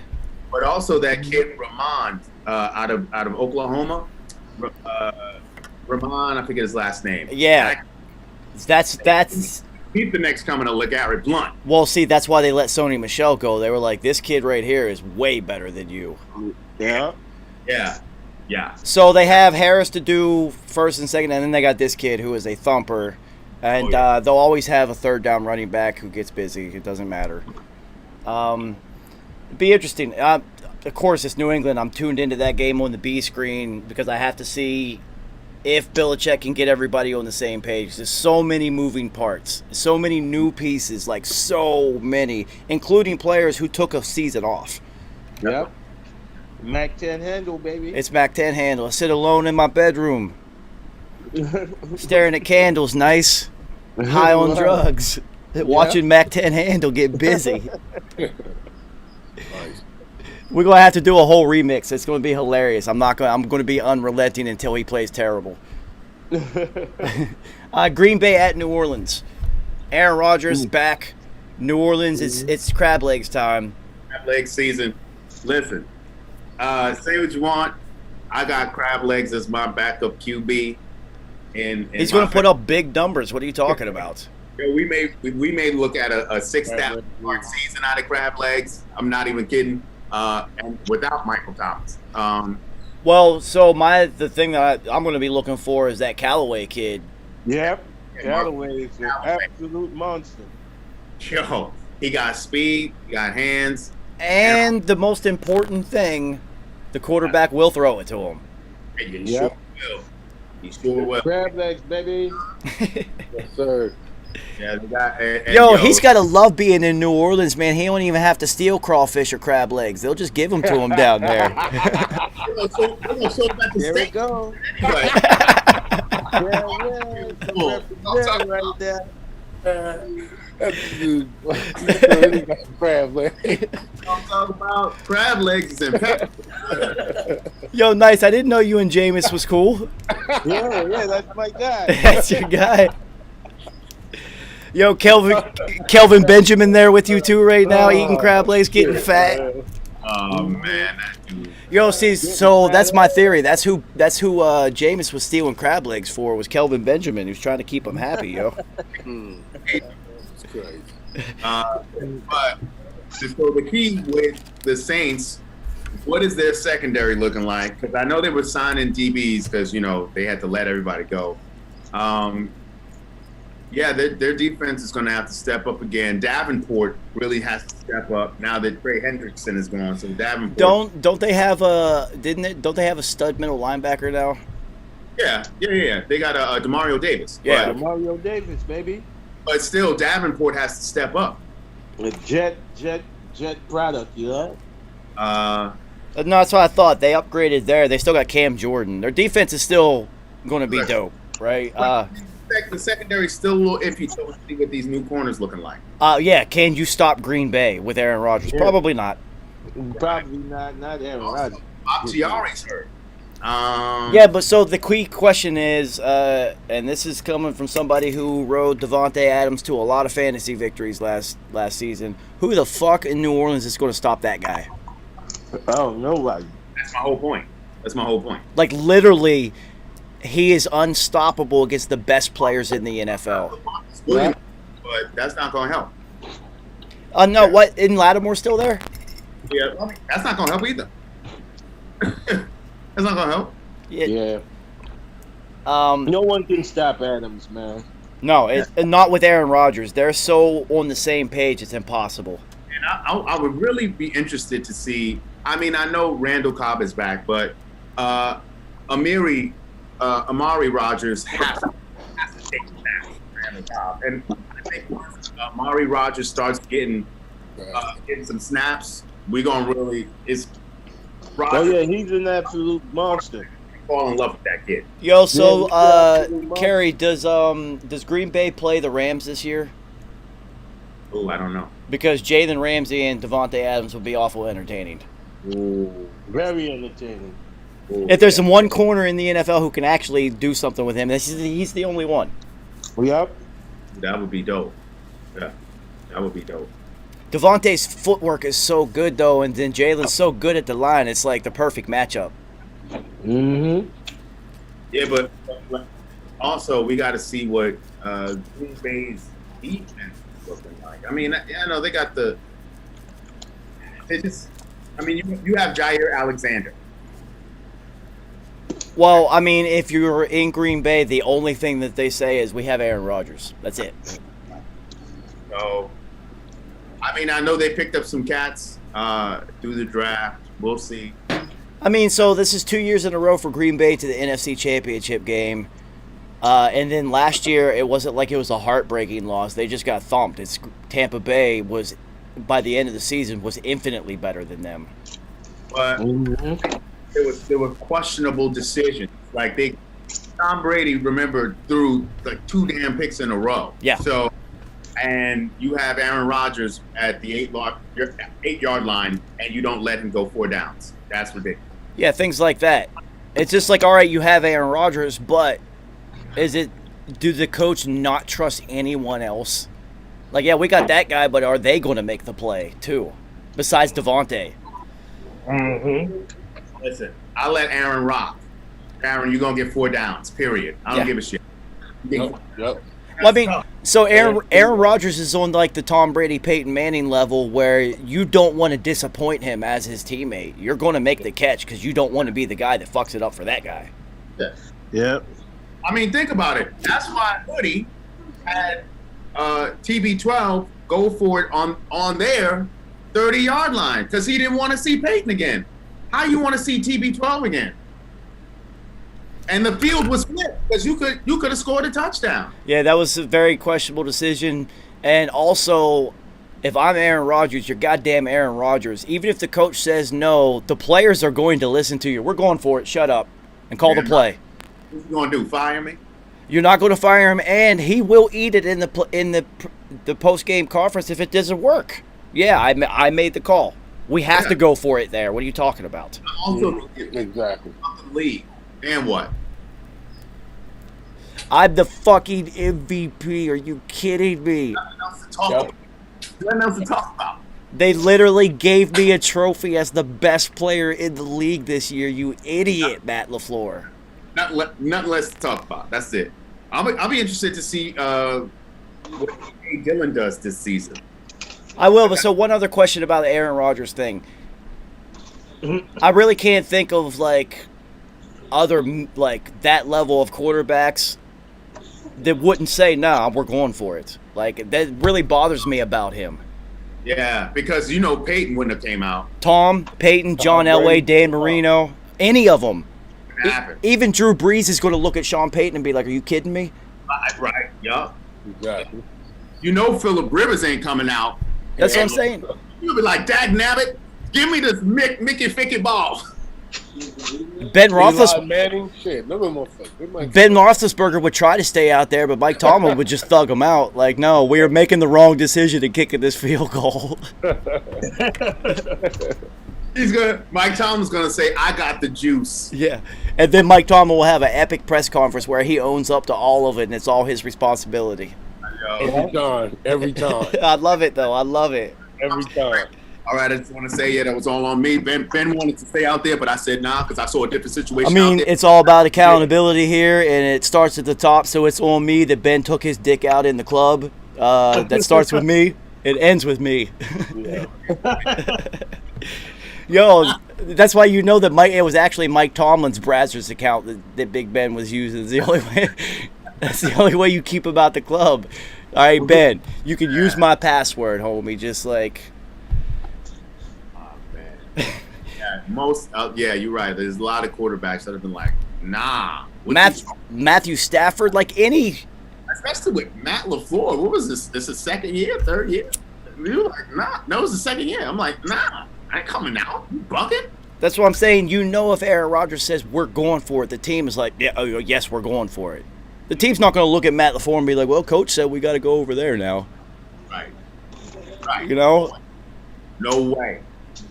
And then when Aaron Rodgers successfully converts that and, you know, you make that and end up in the Super Bowl or something, you got to look at it and be like, yeah, man, sometimes you got to know, like, this is the greatest player of all time in some people's mind. You just got to let them do what they do.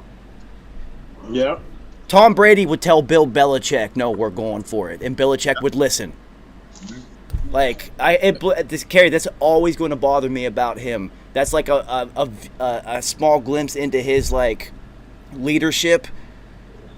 It answers a lot of questions why, like, some players don't like playing with him. Yeah. You know? It's interesting. Think about it. When the previous coach was there, the one that coaches Dallas now. Mike McCarthy. Yeah. Now, so when we look at Mike McCarthy's years in Green Bay, they did go for it on fourth down quite a bit. That's because Mike McCarthy's saying, no, we're going for it. So that was a Mike McCarthy. We're seeing that was more Mike McCarthy than it was Aaron Rodgers. All right, so this is like a glaring glimpse into like a leadership thing. It's not as bad, but it's the exact same thing as looking at the Red Rocket dead on that football field and nobody helping him up. Nobody. Because Mike was sick about it. Mike McCarthy was sick about it. He was like, I've never seen that ever. Kerry, there are positional players that would turn around and look at the coach and be like, we're going for it. Yeah. Like, yeah. For sure. Defensive players, that'd be like, yo, we going for it, right? Go for that. Like, like don't, we're not going out. No, y'all going. You think if Steve Smith looks at Ron Rivera and even has to says anything, it's Riverboat Ron. They're going for it anyway. But Steve Smith, we're going for it. Like, come on now, you already know. Ray Lewis is standing behind John Harbaugh and telling him, go for that shit. Big Dale Homie would have been like, hell no, I ain't coming off this field. You crazy? It just blows my mind. It really blows my mind. It's such it really answers the question as why somebody that good only has one title. Yep. He's missing that thing that it takes to be that quarterback that Tom Brady just has loads of. That's why Tom Brady will be the Exactly. I'm telling you, there's so many players that come up in my head that'll be like, nope, we're going for it. And the coaches be like, he's the guy. We're going for it. What are you talking about? Yeah. It's the playoffs. Like, what are you doing? What are you doing? Eli go for it. And he's success or failure. He's like, well, at least I took the chance. 100%. Eli was. I love Eli. That's why we all love Eli. We're like, you know what? He ain't do it, but guess what? He tried, and that's all we want. We just want a shot. We just want a chance. Yeah, see, Eli was like that three-point shooter who is not scared to chuck it up, but in the big moments, he hit a couple that counted the most. Well, it did, because he hit big. He hit real big, and we was like, hell yeah. Yeah. Yo, he just Kenny Smithed. He hit a couple big threes in the quarter for the playoffs and became relevant. I know. Not Kenny Smith.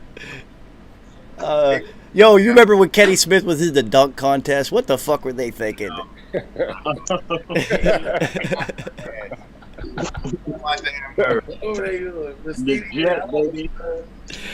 Oh man, that's terrible.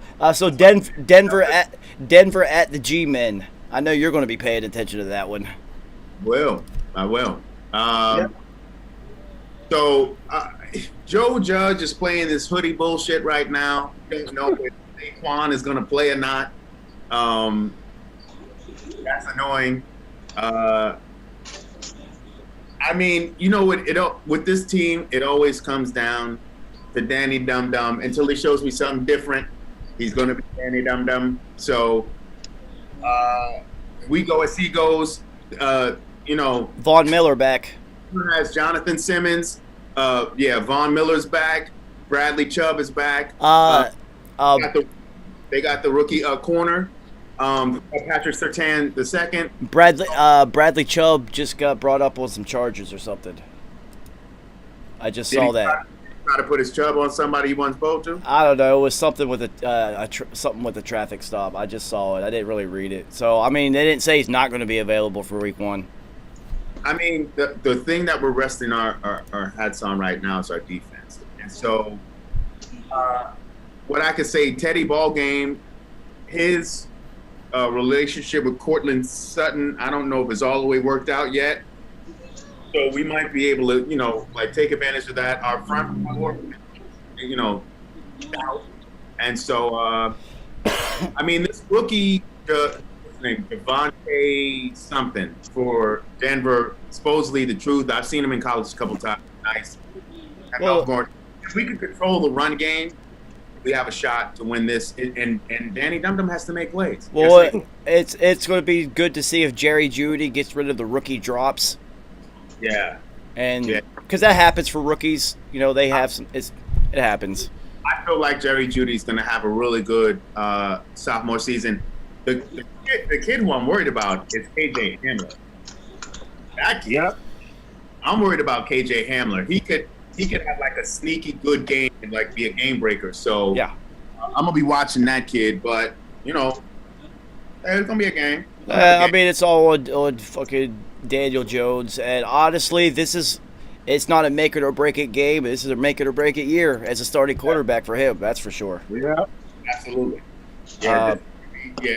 He's at least going to get the year. Darnold has one game. One game to prove it. One game. But Danny has this year, so he better beat Denver.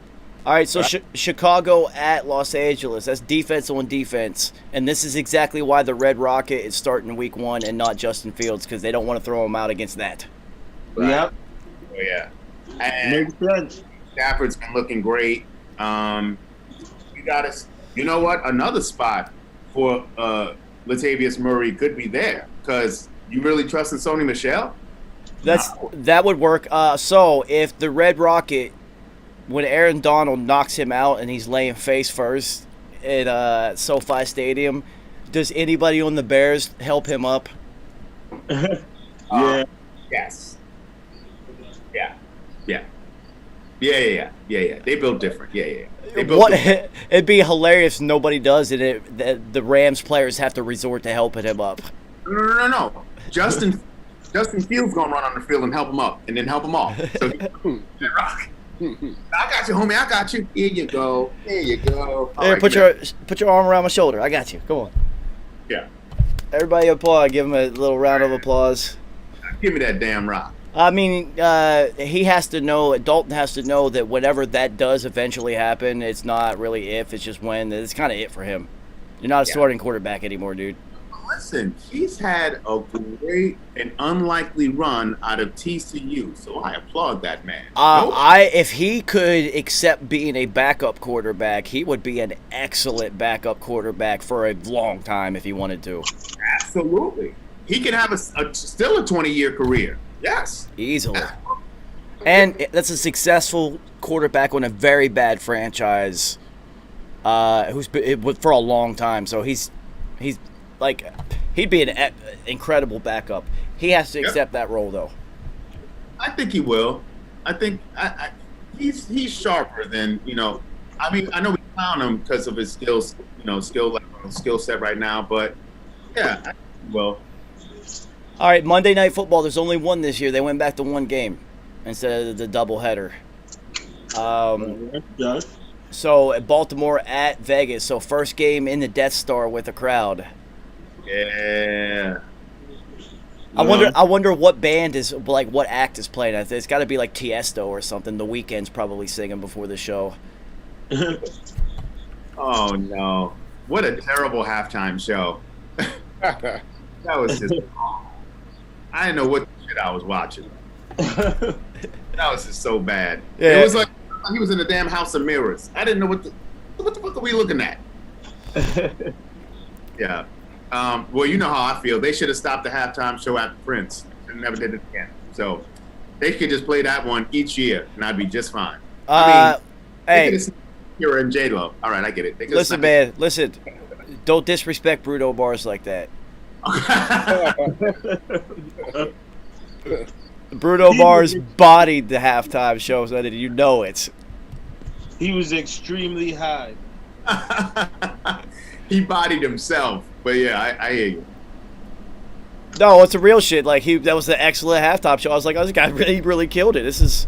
No, he's an entertainer. I mean, I'll give it to Bruno, but the Weeknd, come on. No, that one was fucking weird. That one was really weird. On a side note, that Weeknd Doja Cat song. Doja Cat's the best artist in music right now. Her album is. Rocks with her? Dude, her album is fucking incredible. Is it? Yeah. She's about to win like 8 Grammys, dude. She got 4 hits on it already. 4 songs playing on the radio consistently. I gotta pay attention. The reason on my radar, she jumped on my radar for 2 weeks.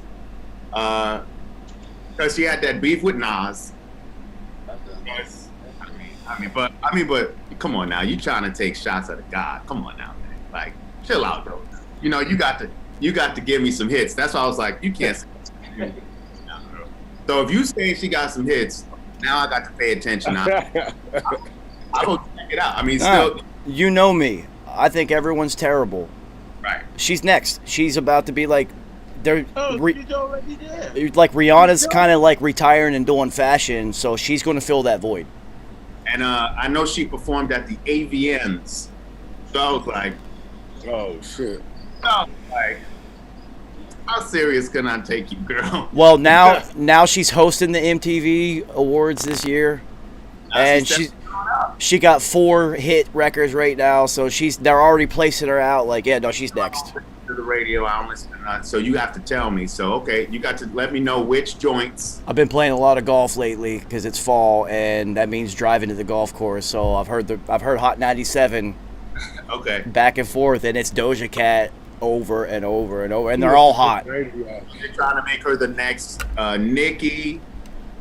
But she also sings, and she's dope, so it's different. Yeah.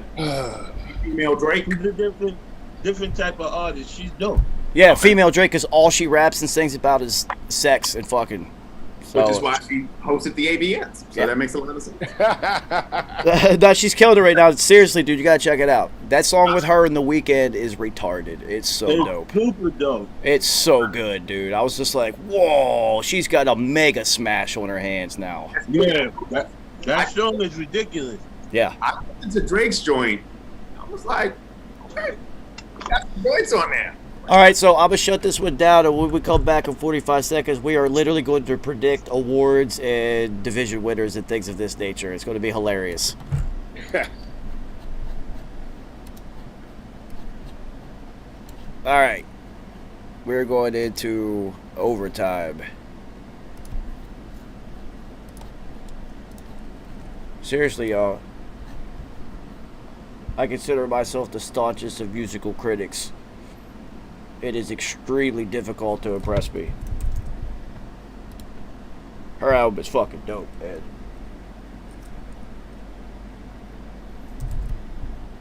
It's like pop music is always looking for that, but she is like somebody they can turn into an absolute and total megastar. It's just like Katy Perry meets Nicki Minaj almost.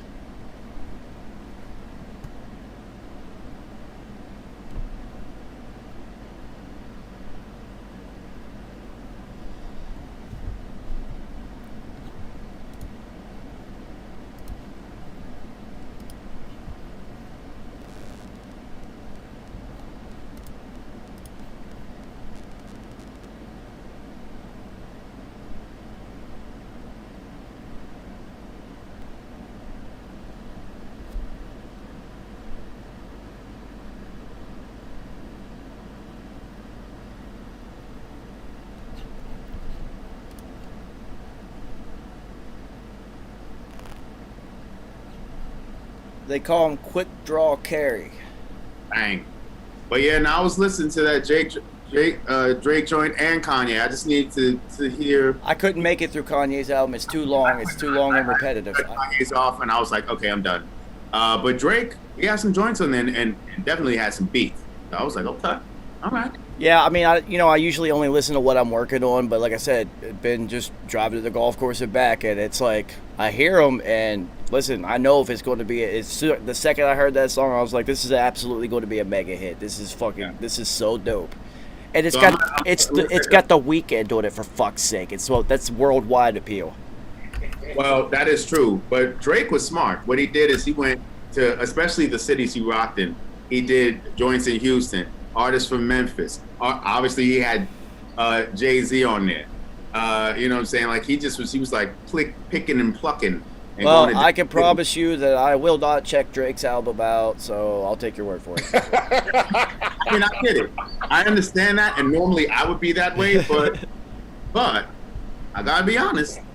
I heard some joints on there, and especially because I'm always beat mine, and Drake does actually. So there was some fire beats on there too. Listen, he is outrageously talented as a writer. He just don't make music for me, homie. And plus, me and when people get emotional, I say stop being in your Drake. Roger Harper, man, Drake and P had a thing, which means me and Drake had a thing. Hey, don't tell that story again.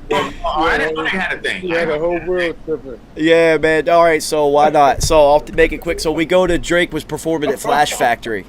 And I got some of my homies listening to shit. All right, so this is a hilarious story. I got to go full circle, so strap in. It's going to get funny. So The first time Drake met P, he literally physically bowed to him and called him a rap god. Okay. Immediately after blowing up and getting big, it's like P didn't exist, to the point like when he would see him, he wouldn't say anything. So, P's performing in Toronto, Brian Scalabrini's birthday, he books Mobb Deep. The Red Rocket. The Red Rocket books Mobb Deep. P's sitting courtside at the game. Who's sitting across from him courtside? Drake. Drake doesn't even acknowledge P's existence, even though he's in your city. Right? Me, not knowing that P, I knew P was at the game. Circumvent some of the story. One of my homegirls was serving drinks that night in the VIP section at the Raptors game, and I knew it. So I texted her and be like, "Yo, go take P some drinks and don't tell him who it's from." I didn't know the Drake thing was happening. He's getting drinks and assuming it's from Drake. After the third one, I tell him it was from me. He calls me immediately, and he's like, "You are a funny motherfucker, because Drake is across me right now, and I thought these were from him, and now I hate him even more." Oh, man. So flash forward, we literally go to the Flash Factory because Drake is performing. It's literally like Fat Joe, Future, like a million NBA players in there, like just packed in there. Me and P go by ourselves. Just the two of us, and because we knew the owner. We quietly go into the VIP, and we're standing right behind Drake while he's performing, and he doesn't know it. And Drake shouts out every rapper and basketball player, every single one. Doesn't say anything about P. Keeps on rapping. While he's performing, he just stops and turns around and looks and just stops rapping, and he goes, "Oh shit, legend," and just started rapping again. It was so fucking awkward. So. Legend. So, as soon as he's done performing, he goes down to his table and shit, and Tyson runs up to us. He's just like, "Yo, let's go meet Drake, God." And me and P are just like, P's like, "Yeah, let's go talk to him." So we go talk to Future and all these people, and then P and Drake go and speak to each other. Now, I didn't know this was a Toronto culture thing. So this was a running joke with me and P for years. When Drake and P shook each other's hands and they were talking, PK, it was really like 30, 40 seconds. And their hands were still like interlocked the whole time, right? And he gets done with that. He comes over, he's just like, "Yo, that was the weirdest fucking thing I've ever been through." I'm like, "What happened?" He's like, "Yo, Drake was trying to thumb wrestle me." I'm like, "Yo, what?" And he's just like, the whole time he kept trying to put his thumb on top of my thumb, like we was thumb wrestling. I was just like, "Wait a minute, what?" I was just like, "Yo, Drake just initiated your thumb into the Illuminati, son." I was like, "Yo, Thumb wars?" Yeah, I was like, "They're about to get you one finger at a time. They're about to get your right hand, the Illuminati. They got you, son." So, for years, it was a running joke about Drake trying to thumb wrestle P.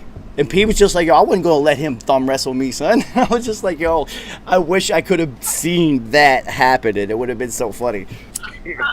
So, anyway, come to find out, that's like a Toronto thing. Is it? Yeah, it's really weird. I had multiple people from Toronto laugh at me and be like, "Oh, no, that's just a thing people from Toronto do." I was like, nah, Drake's weird. That was 40 seconds of like trying to pin somebody's thumb down. Yeah, like after 3 seconds, that's it. Like, good class, done. Roger Harper, you have to remind me when you come to New York, there's very few people know this exists, but there is a song that could or could not exist, I don't know, called Thumb Wrestle, that I don't think anybody's ever heard.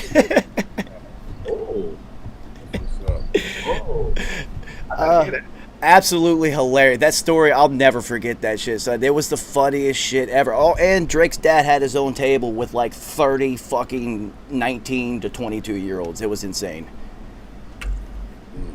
That makes sense. Like, the video was real for him. He's really living that life. Sure. I mean, he was a musician anyway, so yeah, I get it. I mean, Drake's a big enough star that those girls would be like, "Whatever, I'm one step closer." Yeah. I mean, Pops was a musician in his own right, where, so he was used to that, but not at that level, but of course. Yeah, no, it was so weird, dude. It was so weird. And the other weird thing, Kerry, because you met Tyson before, and we all know that for some Roger Harper, we don't know how, some way, Tyson knows every single celebrity who's ever existed, and they all know him on a personal level. It will blow your mind. It doesn't make sense. Everybody who's anybody, he just shows up and be like, yo, let's go talk to him. And you walk right up and they're just like, yo, Dubs, what up? And it's just like, how? How do you know everybody? So, literally, right up to Future, push security over. Yo, Future, what up, God? It's P. And it was just like, what is... Roger Harper, this is one of the stupidest nights ever. If you could have seen the look on Drake's face when he stopped, that moment, for a split second, I want to know what he was thinking. Because... You said it kind of opened up. You said it opened up. It was just, oh, shit. Drake and P right there. Kind of everything opened up like a seat. Yeah, it was funny because, like we were standing there, and then all of a sudden, P's just like, yo, wait right here. And I knew what he was going to do. He was going to get right behind him. And, like, it was like watching a Hype Williams movie. Everybody in the club was dancing, but they just kind of moved away. And all of a sudden, P just had this clear lane that walked right behind him and just standing there like this. Drake just felt him there. It was so funny, dude. It was so funny. And I tell everyone, listen, man, I give Drake his props. He's the Beatles. There were girls passing out, Carrie. They were fainting when Drake showed up. I was like, is this really... Like, they were literally fainting, taking their shirts off and throwing it at him. Like, certified lover boy, Roger Harper. I love it, boy. This man has a heart shaved into his head and can bang 98% of females on the planet with ease. I was salty when he supposedly got with Sade. Sade. Leave Sade alone. That's what I say, man. Drake is the king of sorrow, after all. So, don't you touch my sweet taboo. Hey, he had it hard. What? Yo, nice. Do you remember P and Drake thumb wrestling at Flash Factory? You remember that story? Yeah. All right, so back to reality. Now that Nice is back. So we'll go division by division first, and then we'll go through the players. AFC East champ. I would say the Bills. Yeah, I know. I know how you feel, Joe. I'm being pragmatic. I will say the Bills are going to win the division, but the Patriots also will get a wild card, though. Be in the mix. See them back into the playoffs. See, I can see that happening. Yeah. AFC North. Cleveland. I think Cleveland finally gets a banner. Yeah, I think Cleveland finally gets the job done. Well, I mean, you're going to see Big Ben fade at the end of the season, as predicted. Yeah. It's all on Baker Mayfield, man. All on Baker. What Cleveland did this offseason, they have to get it. It's not. Yeah. They got to get it. Roger Harper. I'm going with the Browns as well. Roger Harper, if Cleveland wins the Super Bowl, I think we all have to travel to Cleveland for the Super Bowl parade and the aftermath, because it's going to be like legendary. It'll be lit. And the All-Star game coming up there in Cleveland. It'll be crazy. Like, seriously, so I was in Boston whenever they broke the curse after 88 years or 96 years or whatever and finally won a World Series. Cleveland would react the same to a Super Bowl. I just don't want a car flipped on me. You know what I'm saying?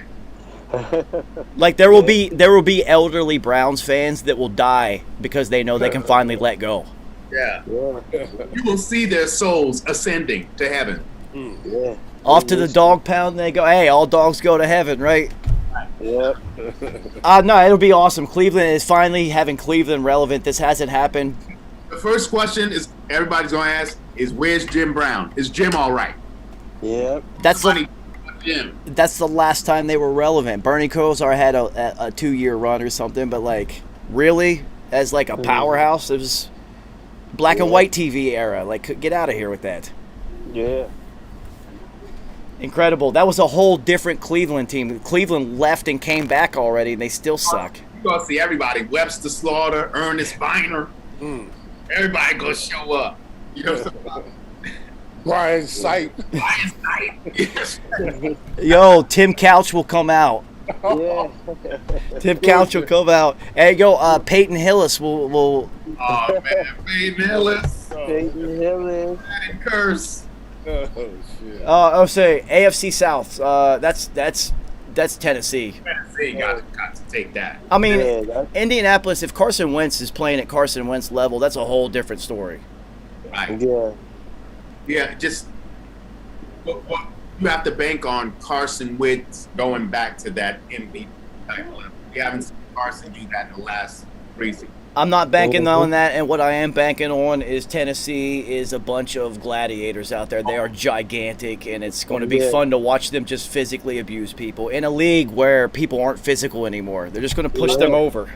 Plus, your head coach knows the rules better than everybody else. Yeah. Yeah, Rabes is dope, man. He's a really, really, really effective head coach. Yes, he is. AFC West. It's going to be Kansas City. I mean, let's be realistic with ourselves. Yeah. I think the Chargers could possibly get a wild card spot, and then the Colts also. Yeah, Chargers definitely have the potential to be problematic. Yeah.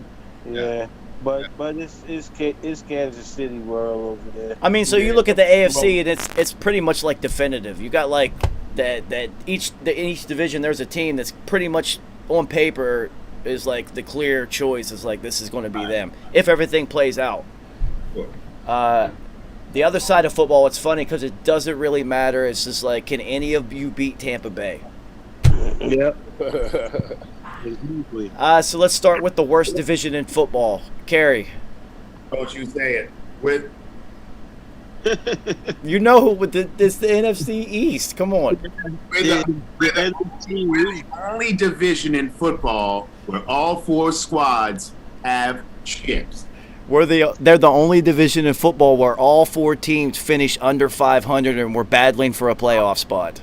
Yeah, what year is this? I don't give a shit about that. The last 7 years in a row. They're terrible. Right now, everybody's 1,000. No, but I know what you think. You're honestly. I think it's gonna be Washington. Washington. I think it's gonna be Washington. I mean, I hear you, but I don't know. I'm a little bit leaning toward Dallas. I can see that, but I can also see it coming down to the end, and I'm banking on Fitzmagic pulling something out at the end. Yeah. One more magical run for Fitzmagic. And see, That defense is just I'm too banking bad. on the end, and I'm banking on Dallas getting stronger in the end. Yeah, but I think Washington defense is just too dope. Yeah. I hear you, but again, you got to make sure Fitzmagic doesn't blow the game. So let me Yeah. ask you something as a Giants fan. Where do you think the Giants are going to finish in the division? 3rd or 4th? You're not gonna be last. I'll give him third. How you, Philly? I'll give him third. Yeah. Again, that's the problem with Danny Dum-Dum, because we could be second or first, but with him, he's another one. I just No, can't. what you have in Danny Dum-Dum is the exact polar opposite of Ryan Fitzmagic. You get terrible play from Danny Dum-Dum, and then you get every once in a while you get a flash of brilliance and it'll win you a game. You get amazing stuff from Ryan Fitzpatrick, and all of a sudden he throws you 7 picks in 2 quarters. Right, exactly. Yeah. They're literally the polar opposite. Except Danny Dum-Dum can run until he gets around the 8-yard line. And right, then he's mumbling something, an idiot. So yeah, I say we finish third. All right, so NFC North, is it anybody but Green Bay, honestly? No. I mean, Like, what if Justin Fields comes in early and like, Nah, Green Bay. yeah, I know. I mean, the only other team that you could even maybe if Minnesota, Don't do it. Don't don't make me laugh. if Dalvin Cook don't do this to yourself. the record, the NFL rushing record, He stay healthy. and then Justin Jefferson breaks the NFL receiver. And then Kirk Cousin breaks the NFL record for going 1 game under 500 consecutive seasons. I know. No, and Captain Kurt, we do not trust. It just, dude, it doesn't matter with him. He is you are getting exactly what you're getting from him. 500 ball every single time. Terrible beginning of the year, gets on this run towards the end. You think they might make a playoff run, and then he doesn't make the end against crucial, like, in division teams. He's going to lose to them. He made one throw in the playoffs. It wasn't that his? Do you like that? Oh yeah, but that was when he was Washington. Yeah. See, that's how no one trusted him back then, and he had to do that.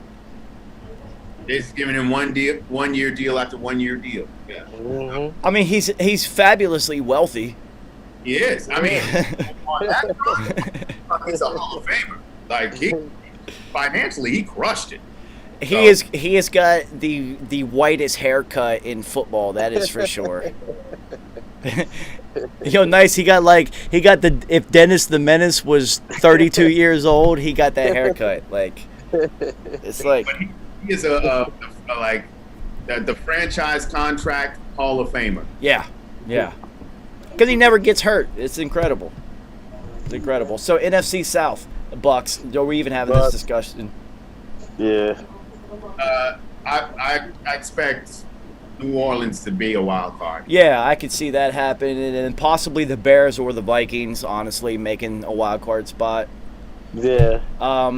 Depending on the NFC West, though, because they're kind of fucking loaded. I see, but that's what I'm saying. That's why I can't give it to Chicago. I'm looking at the West. The West could fucking have 2 or 3 teams. They could get 3 because you have the Rams, Cardinals, and Niners all going to be dope. Yeah. All of them going to be dope. And then the Seahawks, it's still Russ. It's still Russ. You can't count him out. So it's really between the Seahawks and the Cardinals to see who's going to get that third spot. So I look at Russ this year as kind of more like a giant killer. I don't see the Seahawks making the playoffs, but I see him winning games that the Seahawks shouldn't have won against teams that would have needed those games to be in the playoffs and whatnot. And all season long, him and Tyler Lockett and DK Metcalf are going to ruin playoff position and whatnot, but they're not going to make the playoffs because the rest of their division is absolutely fucking stacked. Receiver, he's going on board with that other rookie. I mean, you have to play each of these teams twice. That's Jamal Adams, good old Jamal. That's tough. So, all right. So, AFC Super Bowl representative. I'm going with the Titans, man. Interesting. Yeah. I'm going with the Titans. If everyone is healthy.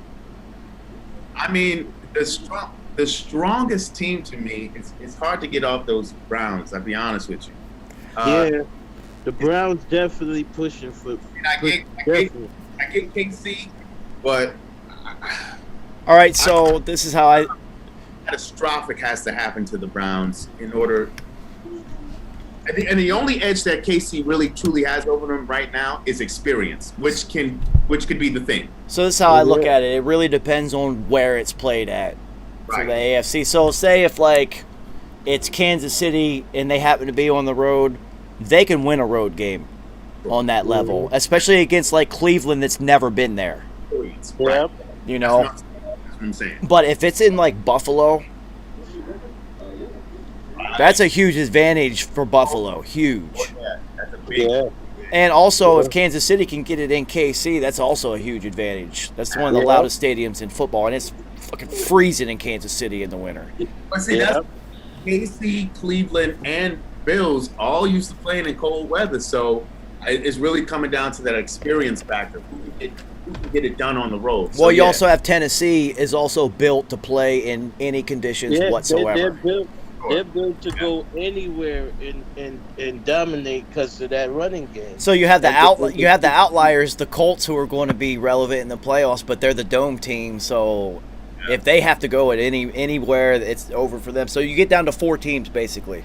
My biggest concern with Tennessee is the health of Julio. Yep. That's what I said.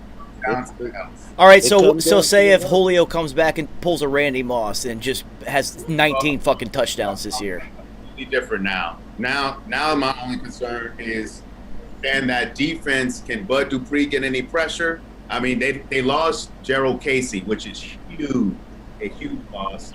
And what's their kicking game look like? Because their kicking game was horrific with Kowski last year. So I mean, I would love to see Cleveland pull this off and do this for real.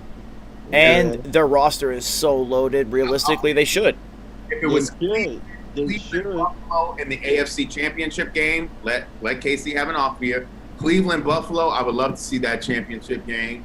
And Yeah. either one deserves either one. And honestly, they're both used to playing in terrible weather. Yeah, So that's they're with it. Their fan bases are absolutely insane. Starving. That would be awesome. That would be the ideal. I would love to see that AFC Championship. And then you would realistically look at whoever's at home because they're going to have a huge crowd advantage. But also, you guys also have to think versus the dog fam. those two fan bases, if they were in an AFC Championship game, would travel because Cleveland and Buffalo is not that far. Yeah. Hell yeah. The Bills already shown that, but Cleveland definitely would do it. Everybody in Cleveland would go. The entire city.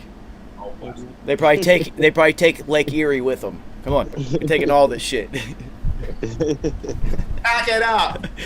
we gotta make it feel like home. Pack it up. All right, so NFC. Roger Harper, AFC champion. Who do you think?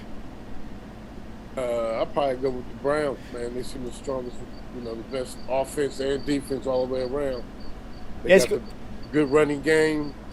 They got A1 receivers, defense. They just added another defensive end. They got great secondary. I'll pull the Browns to come up out of it. With the head coach. All right, so then you have to go to the other side, which there's no question who I'm looking at. It's Tampa. Come on, Tom is going to do what Tom does. They're on a mission. So I'm going with Tampa also. So you have to look at, is this another young quarterback taking a swing at Tommy Tom and failing? Yeah. Yep, that's what it looks like. Yeah. Because honestly, either of those quarterbacks on a Super Bowl stage against that defense for the first time ever against this guy who literally plans to be in the Super Bowl every single season, it's going to look, I mean, Mahomes already won a Super Bowl, and look what they made that offense look like. Yeah. Now, Cleveland has a defense that can stand on the field with Tampa's. Buffalo doesn't. And a running game. Yeah, like that. so if Cleveland makes it and it's a one-game scenario, it could go either way. It literally could go either way because if Cleveland can get up early, like if Baker gets hot early, and then they can just start running the ball. But then you also got 12 over there, and It's a gamer, and of course Kareem Hunt. yeah, but you got 12 on the other side, and it kind of doesn't matter. He's going to be in the game at the end. Yeah. All right, so Super Bowl. Tampa Bay. Yeah, I'm not betting against Tom. I know what the mission that they're on. It's back to back. They're trying to win. And they're actually gonna be way better than they was when they won the Super Bowl last year. So they kind of let it leak. The information kind of got out that the goal is 3. Yeah. He's literally kind of internally. They kind of like his goal is no. We're going for 3. Yeah. Because he wants to show that he can do it without Belichick. No, That's what? the whole point. Well, yeah. The whole point is to get one more than Bill. Have 9. Yeah. And also be the only team and quarterback who's ever 3-peated ever. Yeah. Exactly. He wants that. That would be insane. I can see it happening this year. Now, next season, when you inevitably will lose Chris Godwin and then a couple other pieces, that third one is going to be. It's going to be tough to get. But, I mean, like, come on. It's Tom. You don't bet against him. I'm not going to. I'm going with Tampa. And they're going undefeated. No, that one is not. I'm not going. I'm not doing it. That's Shohei? That's how we swinging Shohei? Yeah, nah, that one I ain't agreeing. Okay, Shohei. I see you. That one undefeated, that's going to be tough to do. Not in this league right now. All right, so I will say that if they go undefeated and he wins one back-to-back with an undefeated season, I don't think the third one even matters anymore. Yeah. I mean, none of them matters at this point. He won 7. They not only have to beat every team, they also got to beat Rona. Yeah. So if you go undefeated and Rona, Kerry, the greatest team of all time. They are based in the one state that has the one man that might be able to take Tom Brady down, and that's Florida man. That's what I'm saying. So if you can make all that happen with all you in Florida, beating Rona, beating every single team, greatest team of all time. So okay, maybe they won't go undefeated, but Super Bowl, they're winning 2. Yeah, no question. The goal is 3. The third one, I don't know. It's going to be really fun. You have to see who they lose, who else, like what happens. But this year, they're getting 2. With the year after that, you're talking about another year of experience for Josh Allen, Baker, Mahomes. Yeah, that I just would not see another undefeated. I mean, and it's funny, we haven't even said shit about Baltimore, Lamar Jackson, and we haven't even said anything about him at all. Well, that's because the other teams at the top of the AFC are absolutely loaded. Yeah. We haven't said anything about Pittsburgh. We haven't said any, Yeah, no, I did say something about Pittsburgh. I said Big Ben's going to dive at the end of the season like he always does. His arm's going to fall off, and that's it. His arm can't keep up right now. He's finished. It's been 2-3 years in a row where this has happened. So he's got what happened to Drew Brees. We saw it. What if, just rock with me for a second. What if our Lord Tyrod Taylor MVP of the season, Texas make the playoffs? Most incredible run. It will never happen because on the first snap of the season, Tyrod Taylor's going to break his back somehow. And his backup's going to come in and have a Rookie of the Year campaign because it always happens. What if all of a sudden Deshaun Watson is like, you know what? Fuck it. I want to play. I'm just going to play. All right, so MVP. That's a tough one. That one is a tough one. I think I might go with. I think it's Josh Allen or Baker time. I can see Josh Allen winning it. I can see Patrick Mahomes winning it again easily. I would say Josh Allen over Baker just because Cleveland has. They have too many things. Yeah, Josh Allen means more. That's what I said. Josh Allen, man. That's who I'm going with this year. I think this is his time. I think he's going to do it. I could see that. I could see that happening. It's too hard to win them back to back. I don't think Aaron Rodgers is going to pull that off. Nah, that's not going to happen. They're not going to allow that to happen. All right, so what if the Rams win their division? Unless King Henry has another season where he gets absolutely busy. So what if the Rams win their division and Aaron Donald has like 24 sacks? Yeah, you give it to him. Yeah, so he could literally be. He's a factor. Tom Brady's always a factor somewhere in the discussion. But nice. I'm going with you on that one. It's Josh Allen. Looks like he is poised to be like, yeah, no, I'm. Man, he's playing. He's already in rare season form, and it was the preseason. This guy was acting like it was the playoffs. All right, so Offensive Player of the Year, I could see Derrick Henry winning that one easy. Yeah. I could also see if Keelan Allen has like 1,500 yards or something and 13 touchdowns being a factor because Justin Herbert is that fucking dope. Yeah.